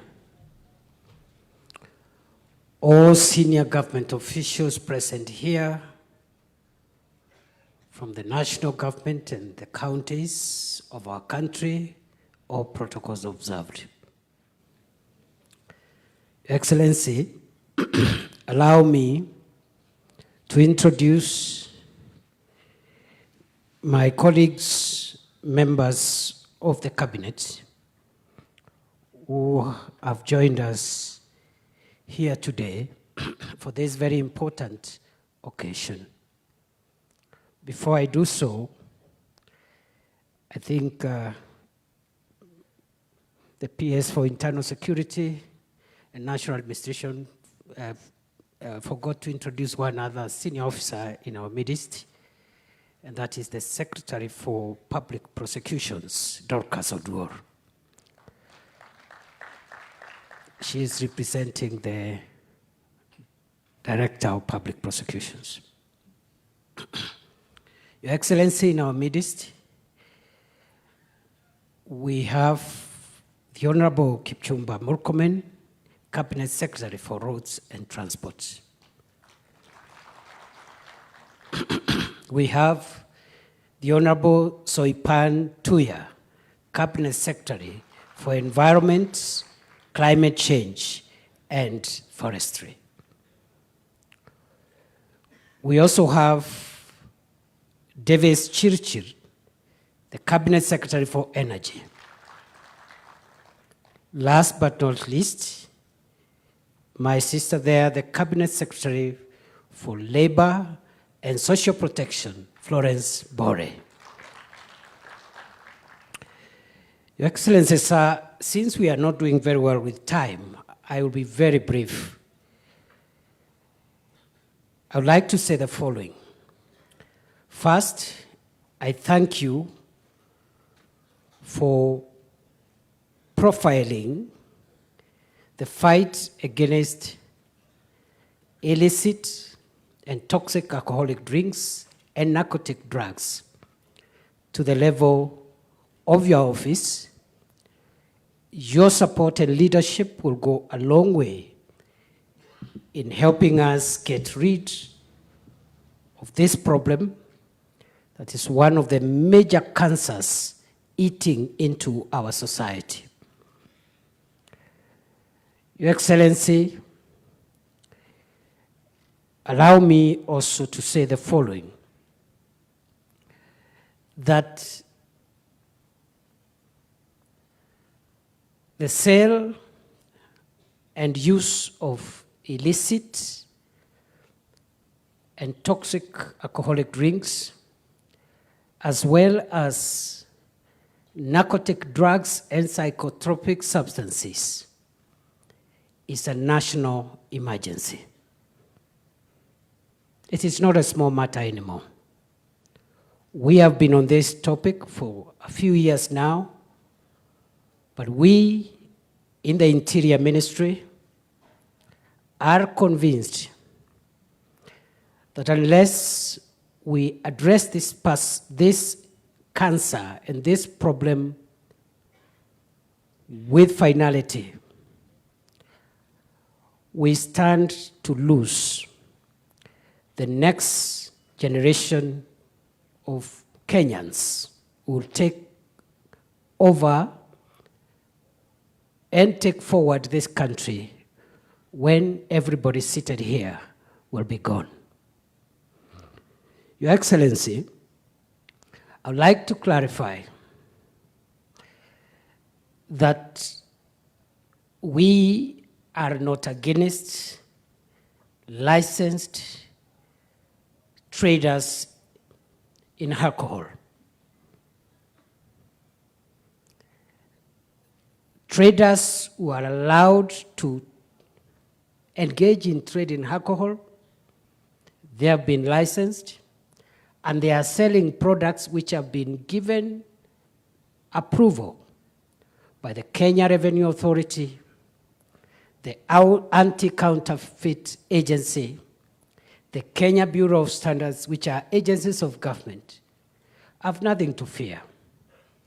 And I want to direct all officers involved in this crackdown not to use the excuse of this fight to harass, intimidate, extort money from legitimate traders and business people who are engaged in the business of alcohol.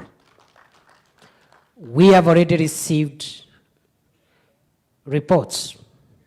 Some of our officers have taken advantage of the effort that Your Excellency are leading to harass business people who are selling products which have been approved by government agencies. And even if I know we've had another discussion about how many licenses should be issued, that is a different discussion. Any trader, any business person who is selling products which are licensed and they have been approved by the agencies of government should not be harassed simply because of this crackdown.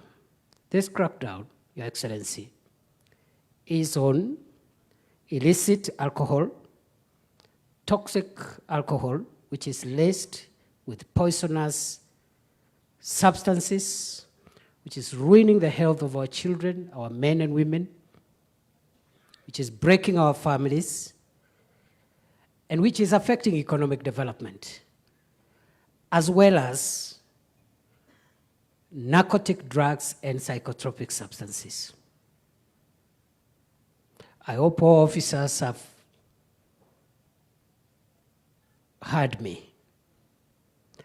So in this process, any officer who veers away from the very deliberate and focused efforts of cleaning this country from dangerous substances and from drugs, that officer will be on their own, and we will take action without any further reference. Your Excellency, thirdly, I'd like to say that we have scanned the threats that we consider the most dangerous and the most critical threats for our national security. The first one is terrorism. I want to commend all our security agencies who for years and months have made sure that our country remains free from the threat of terror. And although the public may never know what our officers do every day, Your Excellency, I want to report that in the last 6 months especially, the war against terror has gained momentum, and I can proudly report that we have been able to detect and thwart what would have been catastrophic attacks on our country's security. We are going to increase our alertness and make sure that never again will terrorists find their way to hurt us the way they have hurt us in the past. Number two, we have a problem in about 13 counties, with 8 counties being most affected. The problem of criminals who are engaged in the organized crime of banditry and livestock rustling. Once more, I commend our officers who, especially in the last few months, and these are officers from both our internal security organs, the National Police Service and other agencies, but also from the Kenya Defense Forces, who have helped us put bandits in a corner.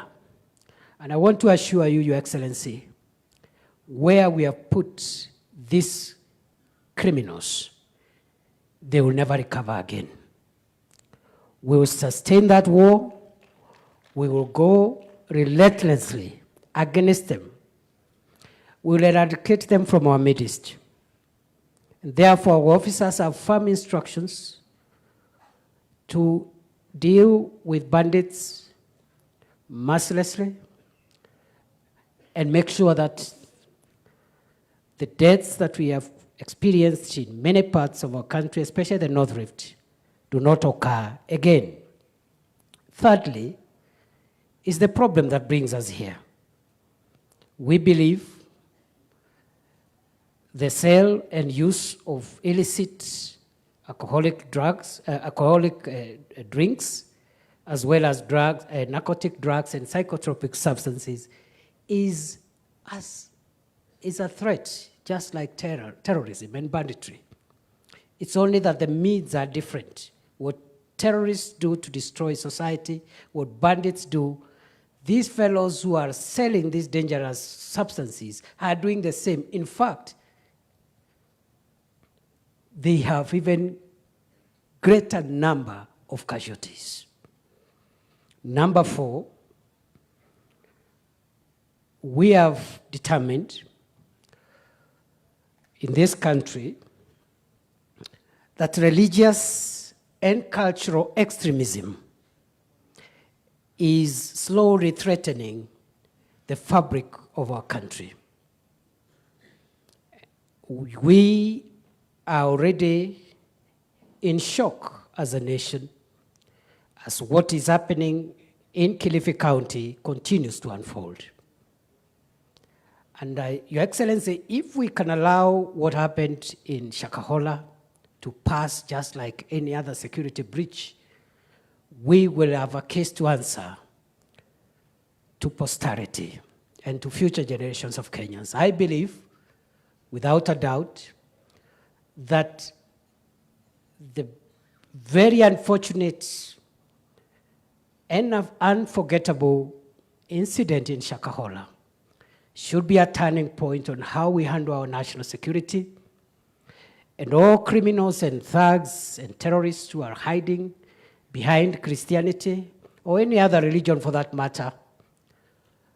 We have decided, as the Interior Ministry, we will crack down on them with the same vigor, same strength, same focus, same clarity of mind as we are doing with the bandits, terrorists, and the sellers of illicit alcohol and drugs. Finally, Your Excellency, this country is facing a challenge on our law and order emanating from violent behavior which is incited as a way of resolving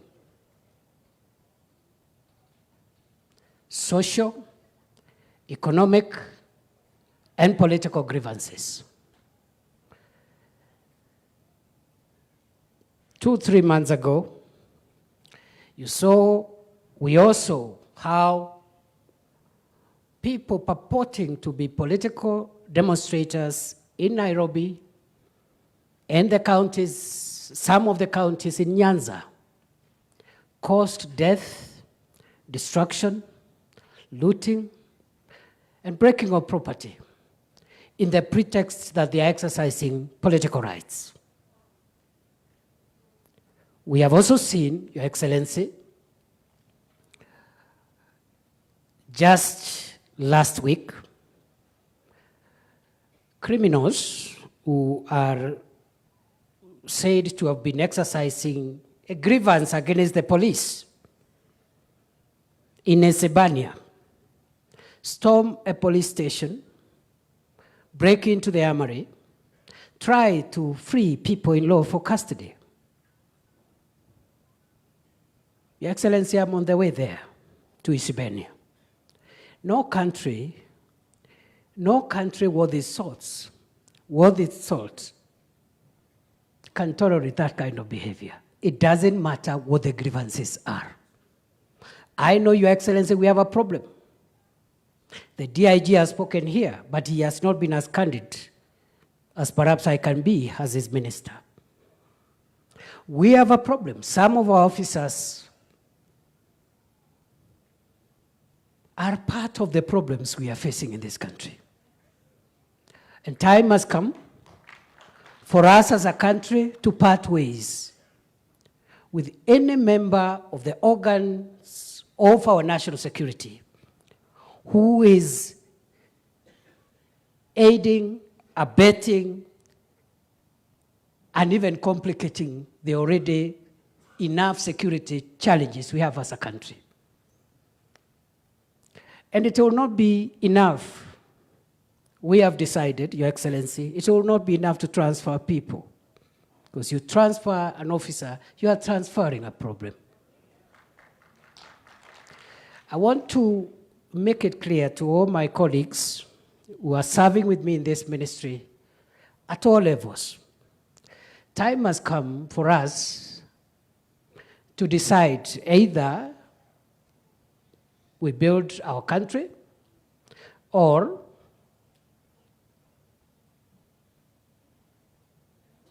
we just let it go to the dogs. And I'm sure the choice is extremely obvious. Between you as an officer and the country, we will choose to stick with the country.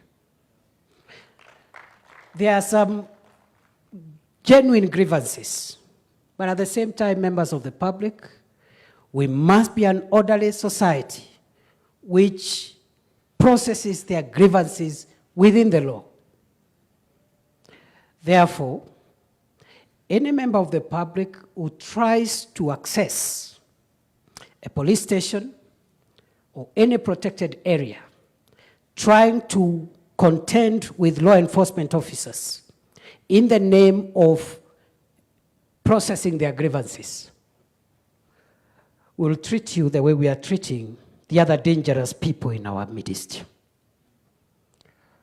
I am afraid that lawlessness has been induced by leaders, including political leaders. In Kericho and Bomet, this culture of violent resolution of grievances, Kericho and Bomet as we speak, my next stop, people who have what appears to be some of them genuine grievances of a historical nature. But instead of asking governments to support them resolve grievances, they steal property, they burn equipment, they even resist law enforcement officers and attack some of them, including burning police cars. And there are some political leaders who are involved, and they are my friends. They are my friends. We will not allow you, whoever you are, to take Kenya to the dogs. It will start in Kericho and Bomet, it will go to Nandi, it will go to another place where there is tea, it will go to central Kenya, we'll have no country. So, Your Excellency, I took time to elaborate that to say where we have placed all these problems is in the same WhatsApp group. The terrorists, the bandits, people selling drugs and alcohol, the people who are extremists, religious extremists, cultural extremists, like the people trying to revive Mungiki and other proscribed organizations which have come with beautiful names. Other names, they are not even calling them Mungiki. And we have the information. And we saw what some of these crooks and criminals were trying to do outside the DCI headquarters the other day. No country worth its salt entertains that kind of behavior. So, Your Excellency, as we fight this, we must also say no to religious and cultural extremists who want to throw Kenya to the dogs. We must say no to political and other leaders who are inciting violence and discrediting and defiling the facilities that symbolize order and civility in our country. You go to a police station to report crime. I have already admitted I have a lot of problems. And Kanja, you have a job. You have a job, Kanja. Your 70,000 Kenya police officers. You have a job. And the problem is at command level. Because when the command is aligned, these constables will toe the line, isn't it? So we have a job. But you see, the public also, that does not excuse the public. Run over police stations, bring proscribed groups to demonstrate and chant slogans outside the security facility.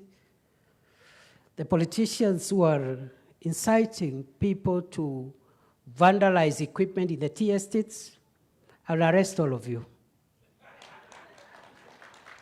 All of you. Because it's not right.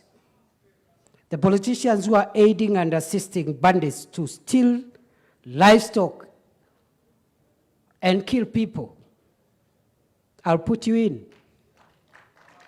Whether you are in the opposition, whether you are in the government side, that is my work, and I know it's not popular work.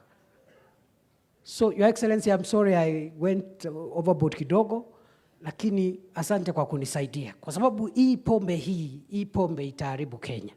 Hii madawa itaharibu Kenya. Na kama wewe ni afisa wa polisi, kama wewe ni afisa wa utawala, na wewe mwenyewe ndio uko pale, unasaidiana na wale wanauza pombe ya sumu na madawa ya kulevya, your time is up and we'll part ways with you because we cannot prioritize you over our country. Kwa hayo mengi na machache, I request that we be all upstanding and invite the Deputy President of the Republic of Kenya, Rigathi Gachagua, to set the climate as we go to the plenary. Welcome, Your Excellency, sir.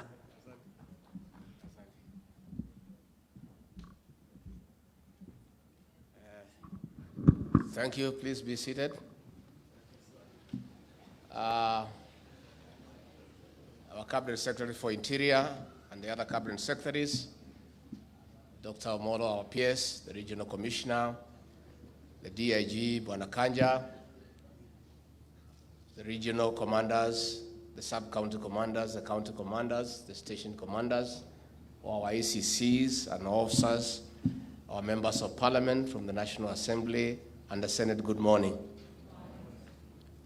We are happy to be here in Nakuru, the headquarters of the region that was previously Rift Valley Province, on an important matter, not just for this region, but for the country as well. I bring you greetings from the President of the Republic of Kenya and Commander-in-Chief of the Defense Forces, Dr. William Ruto. He asked me to see him this morning because he comes from this region, and he had a specific message for you and for me. That much as he is the President of the Republic of Kenya, he comes from somewhere. And charity begins at home. And it cannot be that he is tackling a national problem and he is unable to tackle back at home.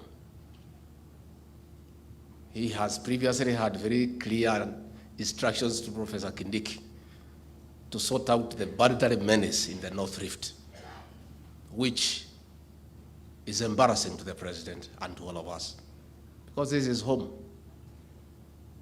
So he called me this morning and asked me to come and talk to you and tell you that this work we are doing, the instructions came from him because Kenya was sliding into a drunken country.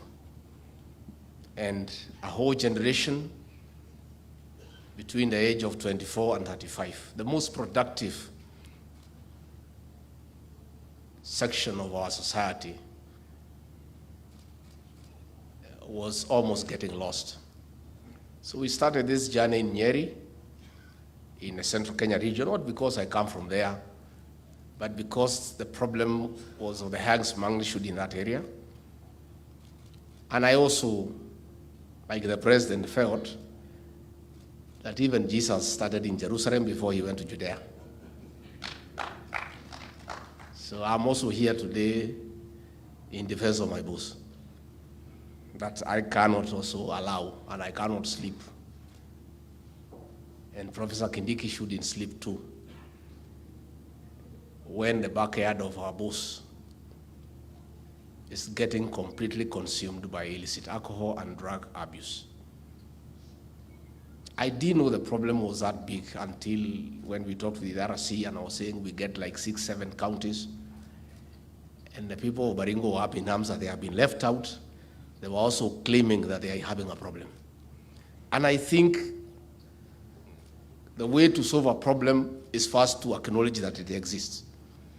And I'm so happy, and I really want to thank the senators and the members of parliament who are here for acknowledging that we have a problem. Once we diagnose the problem, that's what a good doctor will do, then he'll go ahead and do a prescription. The truth of the matter, we have a problem. I am many times accused of being paranoid about the previous administration. I'm not, I'm just truthful, because I think it's good to be truthful. This situation degenerated as the previous administration watched by. The level of impunity in sale of illicit alcohol and drugs is in a level that is not acceptable anywhere in the world. People are selling alcohol 24 hours, selling poison. As officers just watched. And I don't want to blame the officers. There was no political direction. People are led, officers are led. When President William Ruto came to office, I must tell you he had a serious problem with the officers of the National Government Administration, because in his opinion, and rightly so, they had absconded duty and went into politics of BBI and Azimio and all that nonsense that surrounded it. And the president was wondering why we need that branch of government, because he does not need them in politics, and that is what they were doing. It took me and Professor Kindiki and PS Raymond Omolo to sit the president down and convince him that officers of the National Government Administration are good people. They are very resourceful officers. They are result-oriented. They are very focused only when they get the right instruction. And we told the president the problem was not the officers, it was the leadership.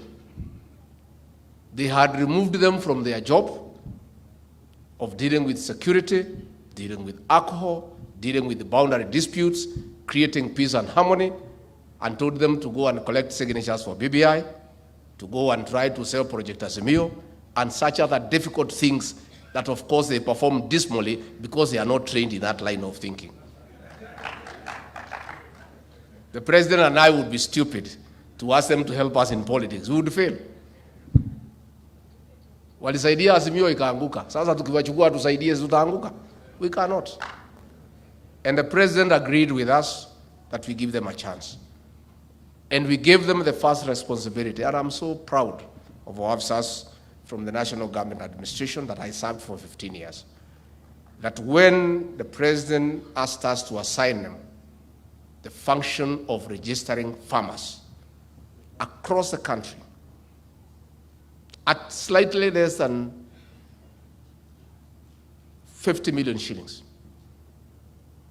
They registered farmers across the country in 2 weeks, where consultants had charged the Ministry of Agriculture 12 billion to do the same work.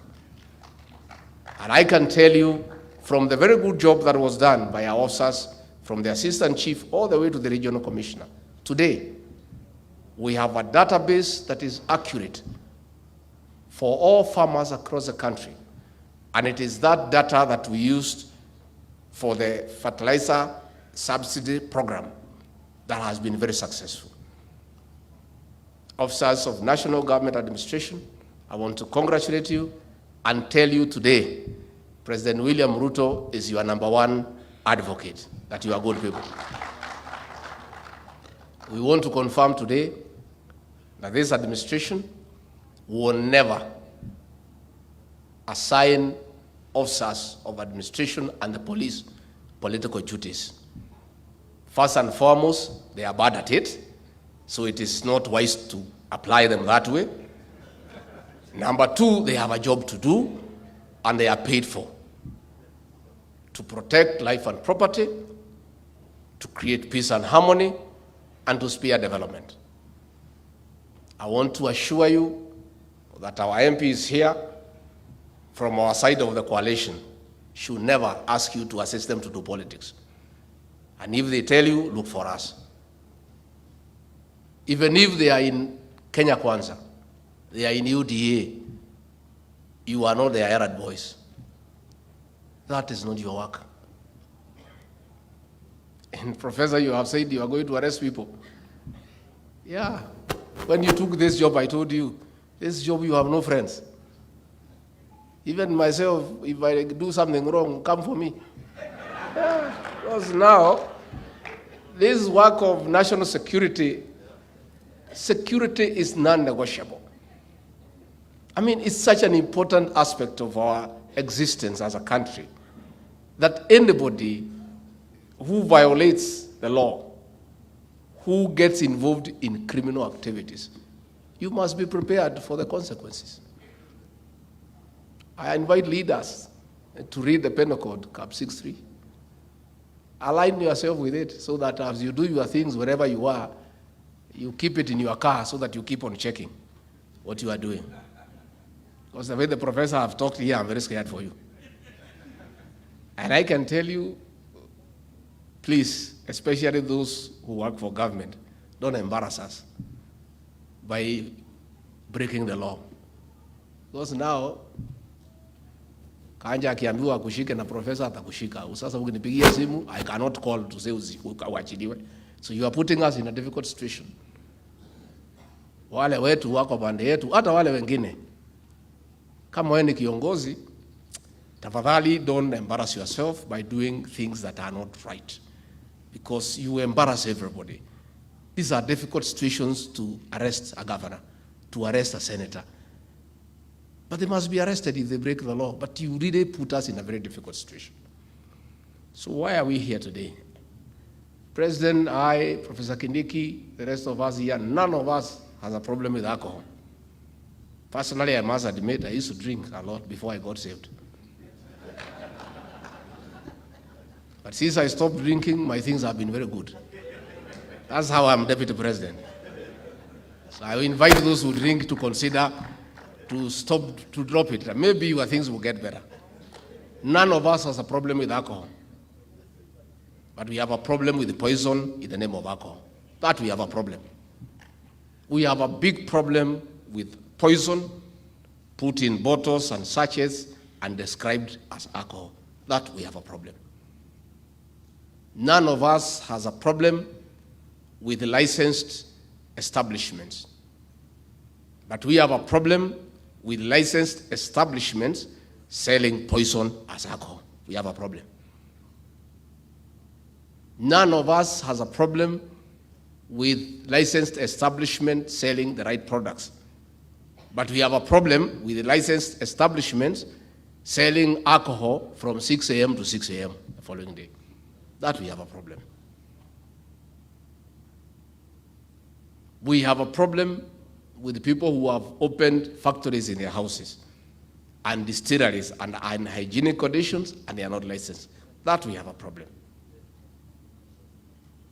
We have a problem with the people who are bringing ethanol across the Tanzanian border in Namanga at night and using it to manufacture poison under the guise of alcohol. We have a problem with that.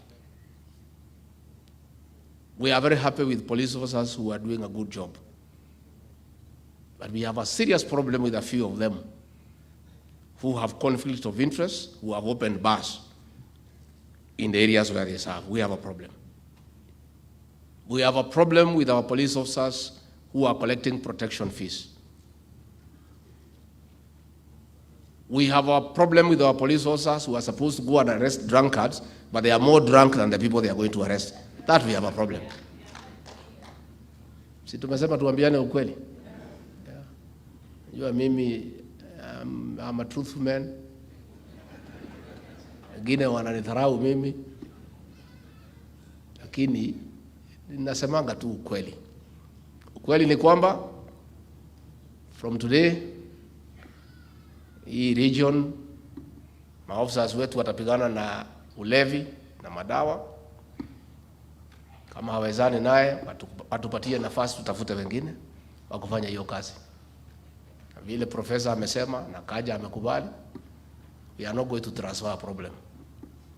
That is a decision that has been made in the National Security Council, shared by the president himself.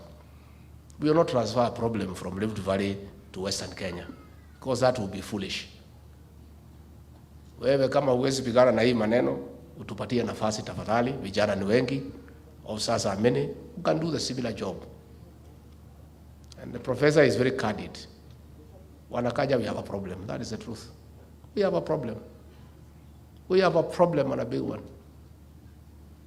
Juzi, watu ya hii criminal gang walikuwa nasumbua watu kwa DCI, wamekamatwa, kuliko kupeleka kotini. OCS amechukua hongo ya watu 14 amewaachilia. Ati mnataka tukae na mtu kama huyo? How? At a station commander has powers to do whatever he wants. In which country? Which one? Hii Kenya William Ruto hii? Hapana, tafadhali tusilete mchezo kwa kazi. Hakuna haja. I want to speak to these officers because I was one of them. Na hii kazi president ananipatia because ninaielewa kidogo. I don't know too much. I'm a bit rusty. I've been away for too long. But I have a slight idea. The station commander is the center of police operations. And everything revolves around the station commander. That's why you are in this meeting. A police station is as efficient as a station commander. A police station is as rotten as a station commander. A police station is as corrupt as a station commander. It all boils down to leadership. A station commander defines what happens in that station. If he decides he will be collecting bribes, they will be collected by his deputy, the OC crime, the inspectorate, the NCOs, and the constables, because that is the leadership that has been provided in that station. Kazi ya hiyo station ni kuchukua hongo kuanzia mkubwa all the way to the constable. If the station commander decides that in the station there is no corruption, there is no bribery, the deputy station commander will not collect bribes. The OC crime will not collect. The NCOs will not. The constables will not. What am I saying? On illicit brews and drug abuse and other crimes will solely be in the hands of the station commander, and the success or failure of it will be your marking scheme. And there is no station commander who has failed in one station who will be taken to lead another one. No. It's not possible. We went to Bomet, to Kericho with the president for a Thanksgiving service on a Sunday at 10. Half of the congregation was drunk. Hawa kina senator walikuwa wanaangalia chini kwa sababu ya aibu. So, kuuliza, all the station commanders wako na mabaa, wanachukua protection fee. So hii shida hawezi isha. Sasa president akaniuliza, sasa hii nchi, am I the president of this country? Nikamwambia, Your Excellency, ni wewe president. Akaniuliza, na deputy ni nani? Nikanyamaza. With the shame and embarrassment. I was so embarrassed. How? So what we are saying, we have come here today tusaidiane. Na hakuna mtu wako na ubaya na mtu mwingine. We want a new beginning. We know you are badly deployed. The government that was there did not care about the state of the citizens. They did not care whether people are drunk or not.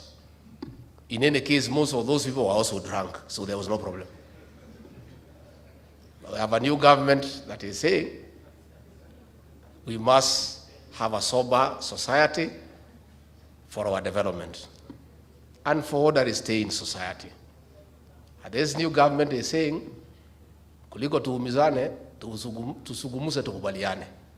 Because hii serikali ya William Ruto ni serikali ya mazungumuzo and engagement. I've come to engage you on behalf of the president. How do we stay together? Please understand us. Hatuna ubaya. Tunataka tu watu wazuri, na hatutaki ulevi ya kupindukia, na hatutaki vijana wetu wakufe. We need them because we don't want to have widows and orphans. And I don't think we are wrong. I think we are good people. Hatuna ubaya na mtu yeyote. Tunataka kusema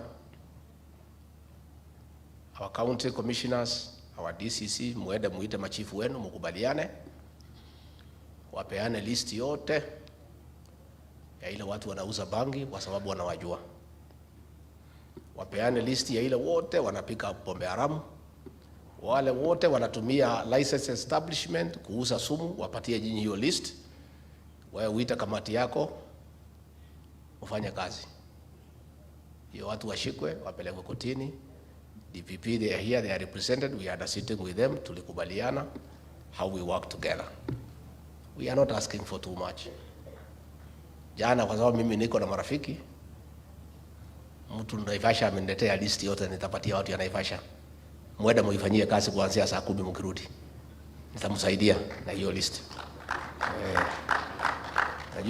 Najua mimi na president, because of being hustlers, I know we are not very popular with you because we talk to people who you lead directly. So tunajua mambo mingi ile naendelea. Hata mkitudanganya mmefanya, tunaambiwa. So tunachukua masimu, tunakuwa watu tunapigia. Iko kijana alinitafuta jana kutoka Naivasha, akameniletea list. Aniambia hii watu yote ndio wameharibu Naivasha, na wanalidwa na USPD, wanalidwa na OCS, wanalidwa na DCC, lakini hakuna vita. If I give you that list, muende muachane na hao. Muaruke sasa mkuje pande yetu. Sababu sasa unajua msimuaruka, sisi tutaruka nyinyi na hamtakuwa huko. So you will not be of use to them. And by the way, there is a saying, crown ni mabati. Unaikulia tu saa ile iko pale. Ikitoka, it's useless. Hiyo watu yote wanahonga nyinyi. Saa ile tunakutoa, hiyo line inakata immediately. Sasa mshahara imekata na hiyo line imekata. So why don't you have your salary which is more sustainable and more definite?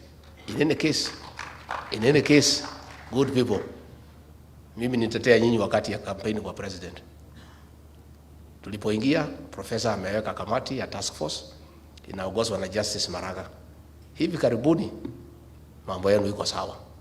We are going to give you good salaries and good allowances. Na tuliuliza raia, mnataka polisi wapewe kitu kikubwa ama kidogo? Wakasema wapewe kitu kikubwa. Raia wanasema mpewe. Lakini hamwezi kula kikubwa na mkule kidogo at the same time. You have to go for one. Situkubaliane. So kikubwa mtapata na nyinyi muachane na hii kidogo. And hii kitu kidogo is not sustainable. It's short-lived. It's not sustainable. Why don't you have something that is sustainable and keep your job and take care of your family? So, ma DCC muite ma chiefs yenu na assistant chiefs, wapatie nyinyi ma list, muanzane na kazi. Within 2-3 weeks, hii pombe ishe. We are coming with the president for 2 weeks in this region. And one of the ways to judge your performance Tukikuta hata mlevi moja tu kwa mkutano yako, kazi yako inaishia hapo, on the spot, hapo. Na nimemwambia put your notice. Najua mimi ni mtu naibia nyinyi siri kwa sababu I was one of you. Tutakuja, tukikuta mlevi moja kwa mkutano, 1 at 10 AM, vile DIG amesema na nilisema na ikarudiwa sana kwa radio. The government policy is very simple. In allocation, the chief and illicit brew and bangi cannot coexist. Since bangi and alcohol cannot make a decision, the person to make the choice is the chief. Ni nani atakaa na nani ataondoka. If I was a chief, mimi ningesema pombe iondoke ndio nikae. But I'm not a chief, so I don't have a say in that matter. OCS in your area, the same. The same. Mwede mfanye kazi. Let us talk to our governors here. Pia governors, sitaki kusema ni nyinyi kwa sababu mmekuja juzi na sisi. Our governors walituangusha. When the Liquor Licensing Court was being chaired by the DC, na watu ya nakada na nini, the kind of bars we have seen being licensed by county governments, it was not possible. Governors have licensed every small building in a trading center into bar and restaurant. Ukweli ama uongo? And these officers are complaining, and they are right. Now, bar and restaurant, when I used to drink, and I've not forgotten because it's about 10 years ago, bar and restaurant is that huge place with a big hotel, na marumu ya kulala, na nini. Sasa, ukilala hapo, unaweza kunywa kitu, unaweza kukula. So, inafunguliwa throughout. Because you eat and unateremusha moja kusiaga chakula, which is okay. This is fine. Kama ni wine, chupa 1 glass or 2, which is okay. You know? Now, governors nyinyi, my people, Susan, in every small trading center, there are 10 shops. 1 is a shop. Another one is a hotel. The third one is a butchery. 7 are bars. Bar and restaurant. Selling during the day, during the night. To make it bar and restaurant, wanaweka mtura pale nje, hapo nje. Inachomwa hapo, ati hiyo ni bar and restaurant. Sasa, please, I think governors umetuangusha. I know you are not there. Please, I will have another meeting with all the county assemblies. That's what we did in Central Kenya, and it is working. We called the 5 county assemblies to harmonize the laws and to make it difficult to license bar and restaurant, to make it difficult for wines and spirits, because wines and spirit is another weakness. So I'll be calling all the county assemblies with the governors to kubaliane. We harmonize the laws, and we make it almost impossible to have bar and restaurant. Bar and restaurant should not be more than 2 in a big town. In these small towns, what are you having bar and restaurant for? For who? For who? When tulikuwa sisi watoto wadogo in the 70s and the 80s, Taska ilikuwa naitwa baada ya kazi. Sasa imebadilika, I said baada ya kazi ni badala ya. Because surely if we go back to the old ways, bars open at 5 p.m. They close at 11 p.m. Even if umekunywa chupa 10, between 11:30 p.m. and morning, you'll have been sober. Utakuwa supu kidogo na pilipili, unaenda kazi. Lakini sasa hii yote is open throughout. Even these police officers, they are human beings. Si hata hawa wanaangukia hiyo mtego. Because it's also very tempting. So we are asking our governors to agree. I'm requesting them to agree. We change the law. We get the liquor license in court so that they are also members from the National Police Service. They are members from the National Government Administration. They are members from Nakada, they are members from the religious community, and we license bars once a year. Vile ilikuwa zamani. Once imefungwa, maneno imeisha. Sasa, what is happening in the counties? As they are looking for revenue, a receipt serves as a license. Unakata application fee, unaenda kuuza. That is how every establishment is a bar. And that these officers are also having a challenge. How do you enter into a licensed establishment? They have a handicap. I think governors tutakubaliana, tusikizane. The other request I would like to make to the county governments to consider, na nyinyi watu ya kwanza wale hapa hamuna namna, because nyinyi ni wetu, mtafanya vile tunasema. Hata kama tunaomba nyinyi, tutamwambia pia. Mkubali, hii pesa ya pombe, the revenue from pombe, mkubali, we dedicate that amount, some to Nakada and others to rehabilitation centers. Because it's a sin tax, we use it to fix sin.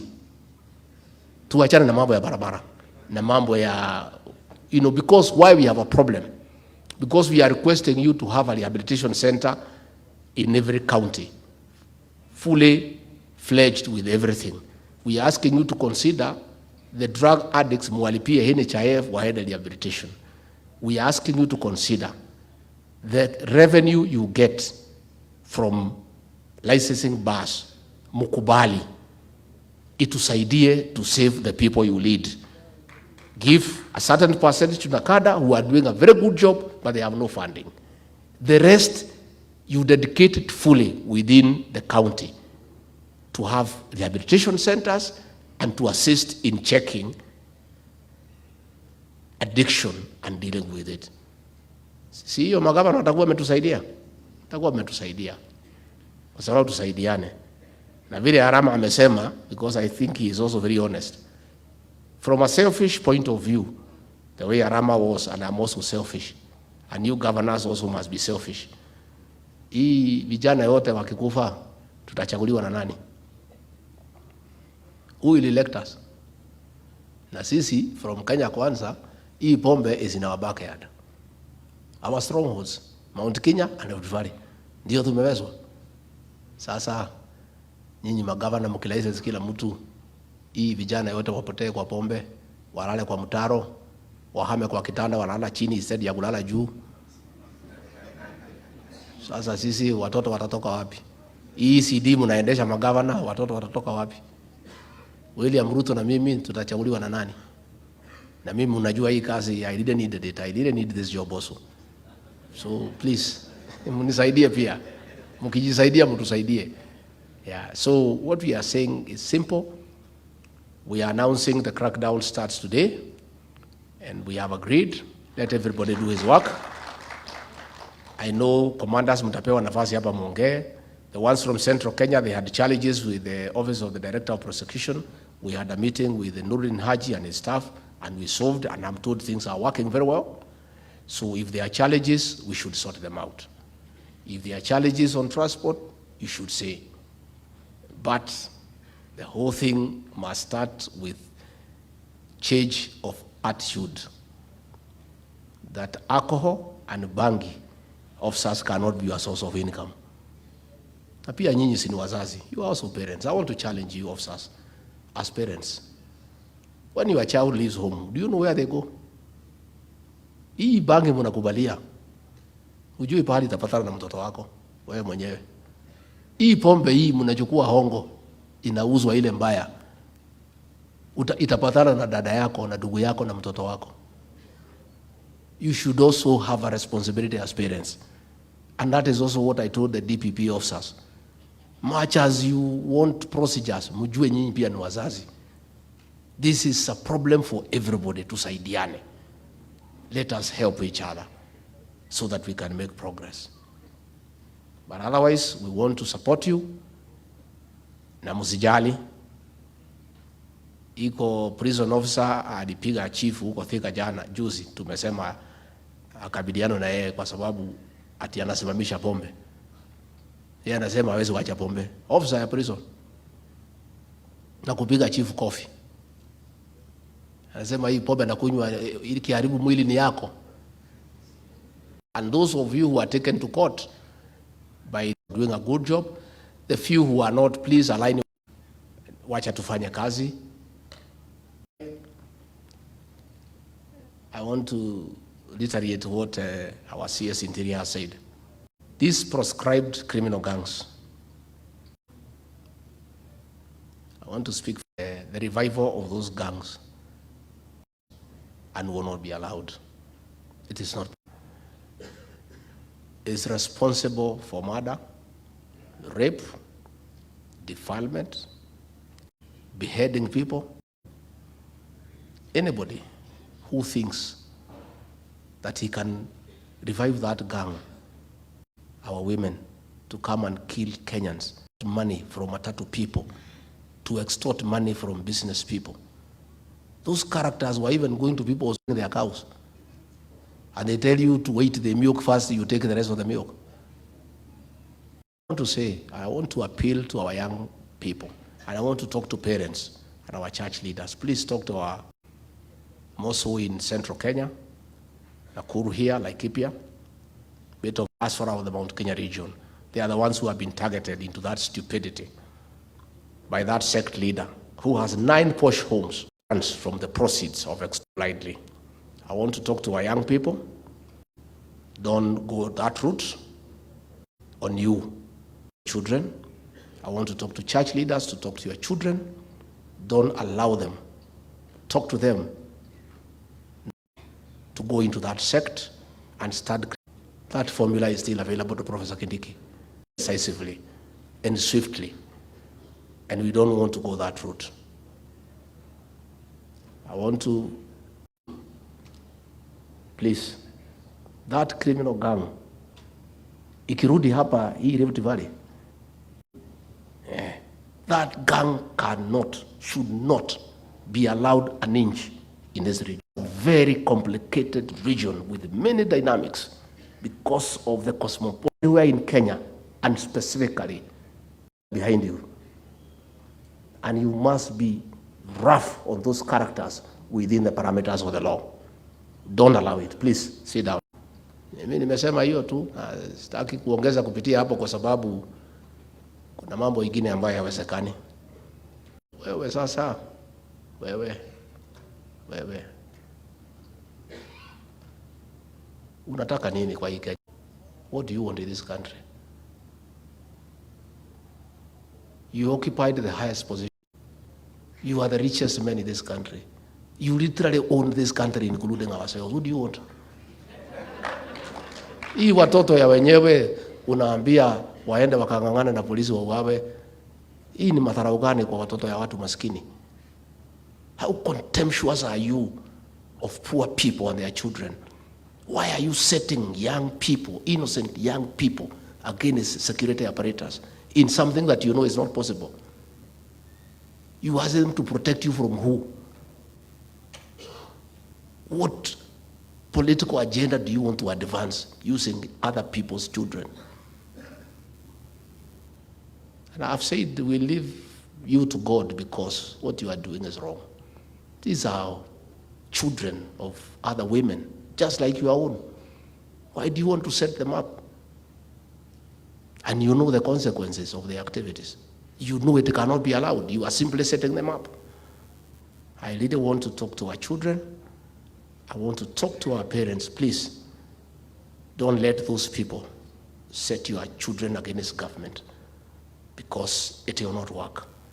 Because there is no way we can allow that gang to come and rape our girls, to come and defile our children, to come and extort money from Matatu operators.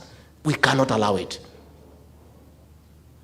And therefore, if you allow your child to be misled, I'm sorry, but that is the truth. And lazima tuambiane ukweli. So officers, what we saw there at the DCI, Bwana Kanja, nothing must never happen again in this country. It cannot. It is the impunity of the highest order. It's the impunity of the highest order. Na kudharau wa Kenya and what they stand for. And these people think that we have forgotten. They think we have forgotten what those people did to our women, what they did to our children, what they did to our business people. We have not forgotten. Why are they reminding us? The wood is still raw. Why are they rubbing salt into it? So wewe tafadhali, tunakuomba uende upumzike. Wachana na hii watoto wetu. Wachana na hii watoto wetu. Hao watoto ni wetu na tunawapenda. Don't take advantage that they are jobless. Don't take advantage that they are frustrated. Allow the president and us to build houses, wapate kibarua waende wakafanya kazi. Tukubalie nafasi tupange biashara ya hawa vijana. Tukubalie nafasi waende kwa NYS. Give us a chance. Allow us a chance to see what we can do with these young people.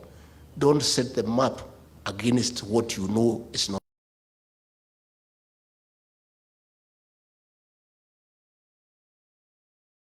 Namtakia mema. Na mimi nataka kuomba tafadhali kazi ifanyike na ifanyike. Pale Central Kenya baki 30%. Imebaki kidogo tu, na kuna mambo sisi na profesa na KRA wengine tutakubali hii maneno ya ethanol, and the government will have to make a decision about second generation brews. I was talking to KRA and I was asking, this second generation, tukisema wakwende, what is the implication in terms of tax collection? She told me they don't even pay tax. In fact, they are actually the competitors of the people who pay tax. Actually, they are a problem. There is no revenue that we will lose. So I'm addressing the people who make second generation wako to think and think twice. We are having a conversation whether you need to be around or not. And I was worried we will lose tax if you are not around, and I was told we will lose nothing. So you can already read my thinking. Yeah. Hatuwezi kubali. Hatuwezi kubali. Tutakubalia watu 114 people watumalizie an entire generation. Wao wapate faida, watajirike, wajenge manyumba, wanunue meli, wanunue ndege, alafu watoto wetu wote wakufe. Hatuwezi kubali. We are having a conversation, and I know I have the support of Professor Kindiki. Sasa ya mwisho nilisema tukiwa Nyeri, officers, can you work? There will be no telephone calls to tell you not to arrest so and so. Hakuna mtu atapigia nyinyi simu. Hakuna hata moja. Simu ni ine peke yake. Kama itakuja hiyo msikize. Ya President William Ruto kama atapiga. Rigathi Gachagua anaweza piga. Professor Kindiki anaweza piga. Na Kome. Sasa hatuwezi piga kwa sababu hiyo watu ine hakuna anatumia pombe, hakuna anatumia bangi. So I want to assure you there will be no telephone call. Just do your work. And don't be intimidated by anybody, by the way. Ati mtu akwambia mimi ni rafiki ya Rigathi, mimi sijui governor, sijui nani. Hakuna. Hata huyu governor Nakuru hana sauti kwa hii maneno. Hakuna. That is the truth. Si tuseme ukweli. Hakuna. This war must be won. The president is so clear. It must be won. So nobody will stop you from doing what you need to do. Just do your work. But again, as the CS Interior has said, some of you want to take advantage kwenda kuharas watu kwa hoteli kubwa ambayo inafanya kazi yake ni bar and restaurant, iko na rumu 100. Watu wako pale wanafanya maneno yao, wanakunywa vitu yao, unataka kwenda kuchukua hongo kwa hawa. Can you go for the real characters? And they are known. And they are known. And OCSs, you know them.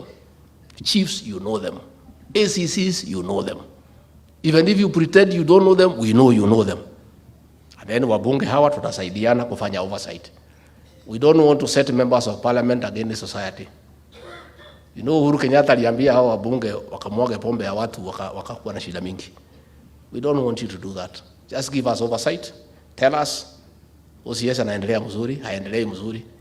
Hiyo tu. OCPD ndio mwenye kulinda hiyo watu. Kwisha tu, kazi yako imeisha. Don't go beyond there. Hii ingine wachia hao watu ndio wanakula mshahara. Nyinyi muende bunge mkafanya registration. But do oversight the exercise for us. oversight the exercise for us. So leader of majority hao wanaogopa, mwambie ni waoga.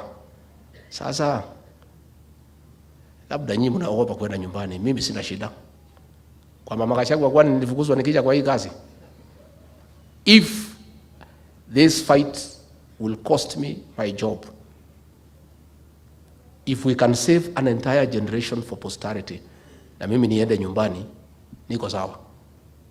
Nitaenda one way. Nitaenda one way. Leadership is making tough decisions. It's like the decision the president has made on housing and other tax measures. Those who are cowards, ati munaogopa ati itamuletea shida ya kura. Wale walifukuzwa last election, kuna pombe walikuwa wamepigana naye. Wale mlitoa. Kuna pombe walikuwa wamepigana naye. Lakini we are not asking you to participate. All we are asking is for you to provide us oversight. You oversight these officers. Tell us officer so and so is doing a good job. Officer so and so is a hindrance to this program. And we know you will not be malicious. Just give us true information. Munilete, huyo SPD ndiye anatatiza. Kwisha. Kazi yako imeishia hapo. Hata hii majina ni nani wanauza msitulete. Hiyo acha hiyo kazi ifanywe na machifu kwa sababu hao wachaguliwe na mtu. Nyinyi mkiingia hiyo line itamletea shida. Mimi na president akidiki tuko tayari kupigana na sisi ya kwamba we are fighting this war na kaja kwa sababu sisi hatuna shida. But MPs provide oversight for us because you can tell us exactly what is happening on the ground. I think with those very many remarks, si tufungue Omolo kuja you guide us how we proceed. Officers, tumekubaliana na ripoti yenu iko karibu. Hata hiyo uniform ya blue mlisema mtaki, tutaona vile ripoti inasema. Hata nyinyi mliumia, mlikuwa mnaumia mmenyamaza. You are complaining silently. So thank you very much. I hope we can and when we leave here, this meeting can. I think the county commissioners, you now retreat back to your counties. And I saw a big list here from Nakada. And Mukomen, I hope umeaibika kidogo. Ndio nilikwambia ukuje uone vile nyumbani iko. Sasa hata ukijenga barabara ujue kuna pahali ulitoka. Sasa ukirudi nyumbani utafuta nani kama kila mtu amekufa. I think that list RC give it to the various county security and intelligence teams waende waifanyie kazi. I think is a good beginning. Na tupigie Nakada makofi, wamefanya kazi nzuri. I think that list is a good start.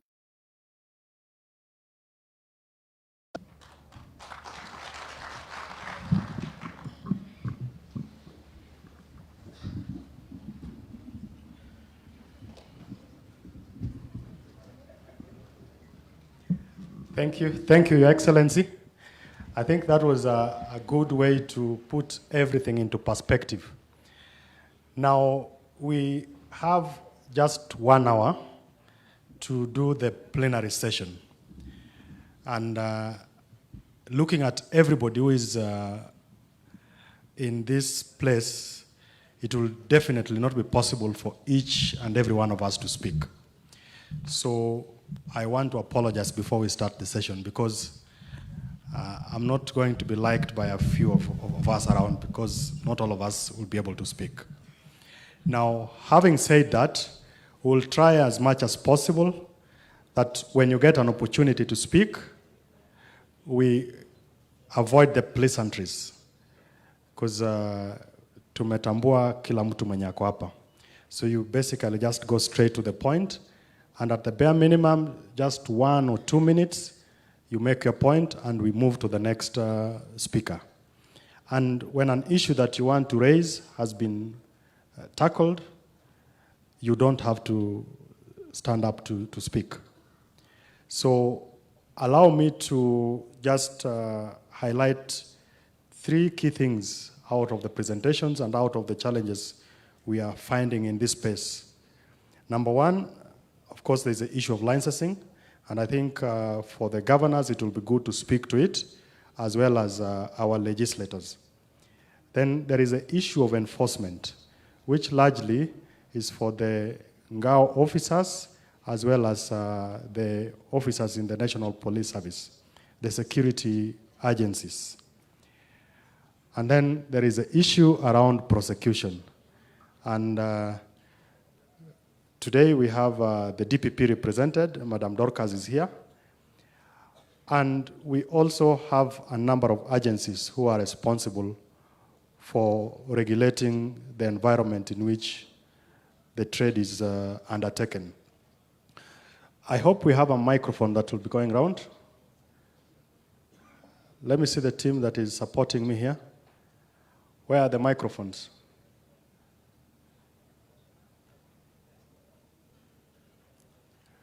So at least if I can have 3 microphones within the crowd so that we don't have to have people come in front to speak.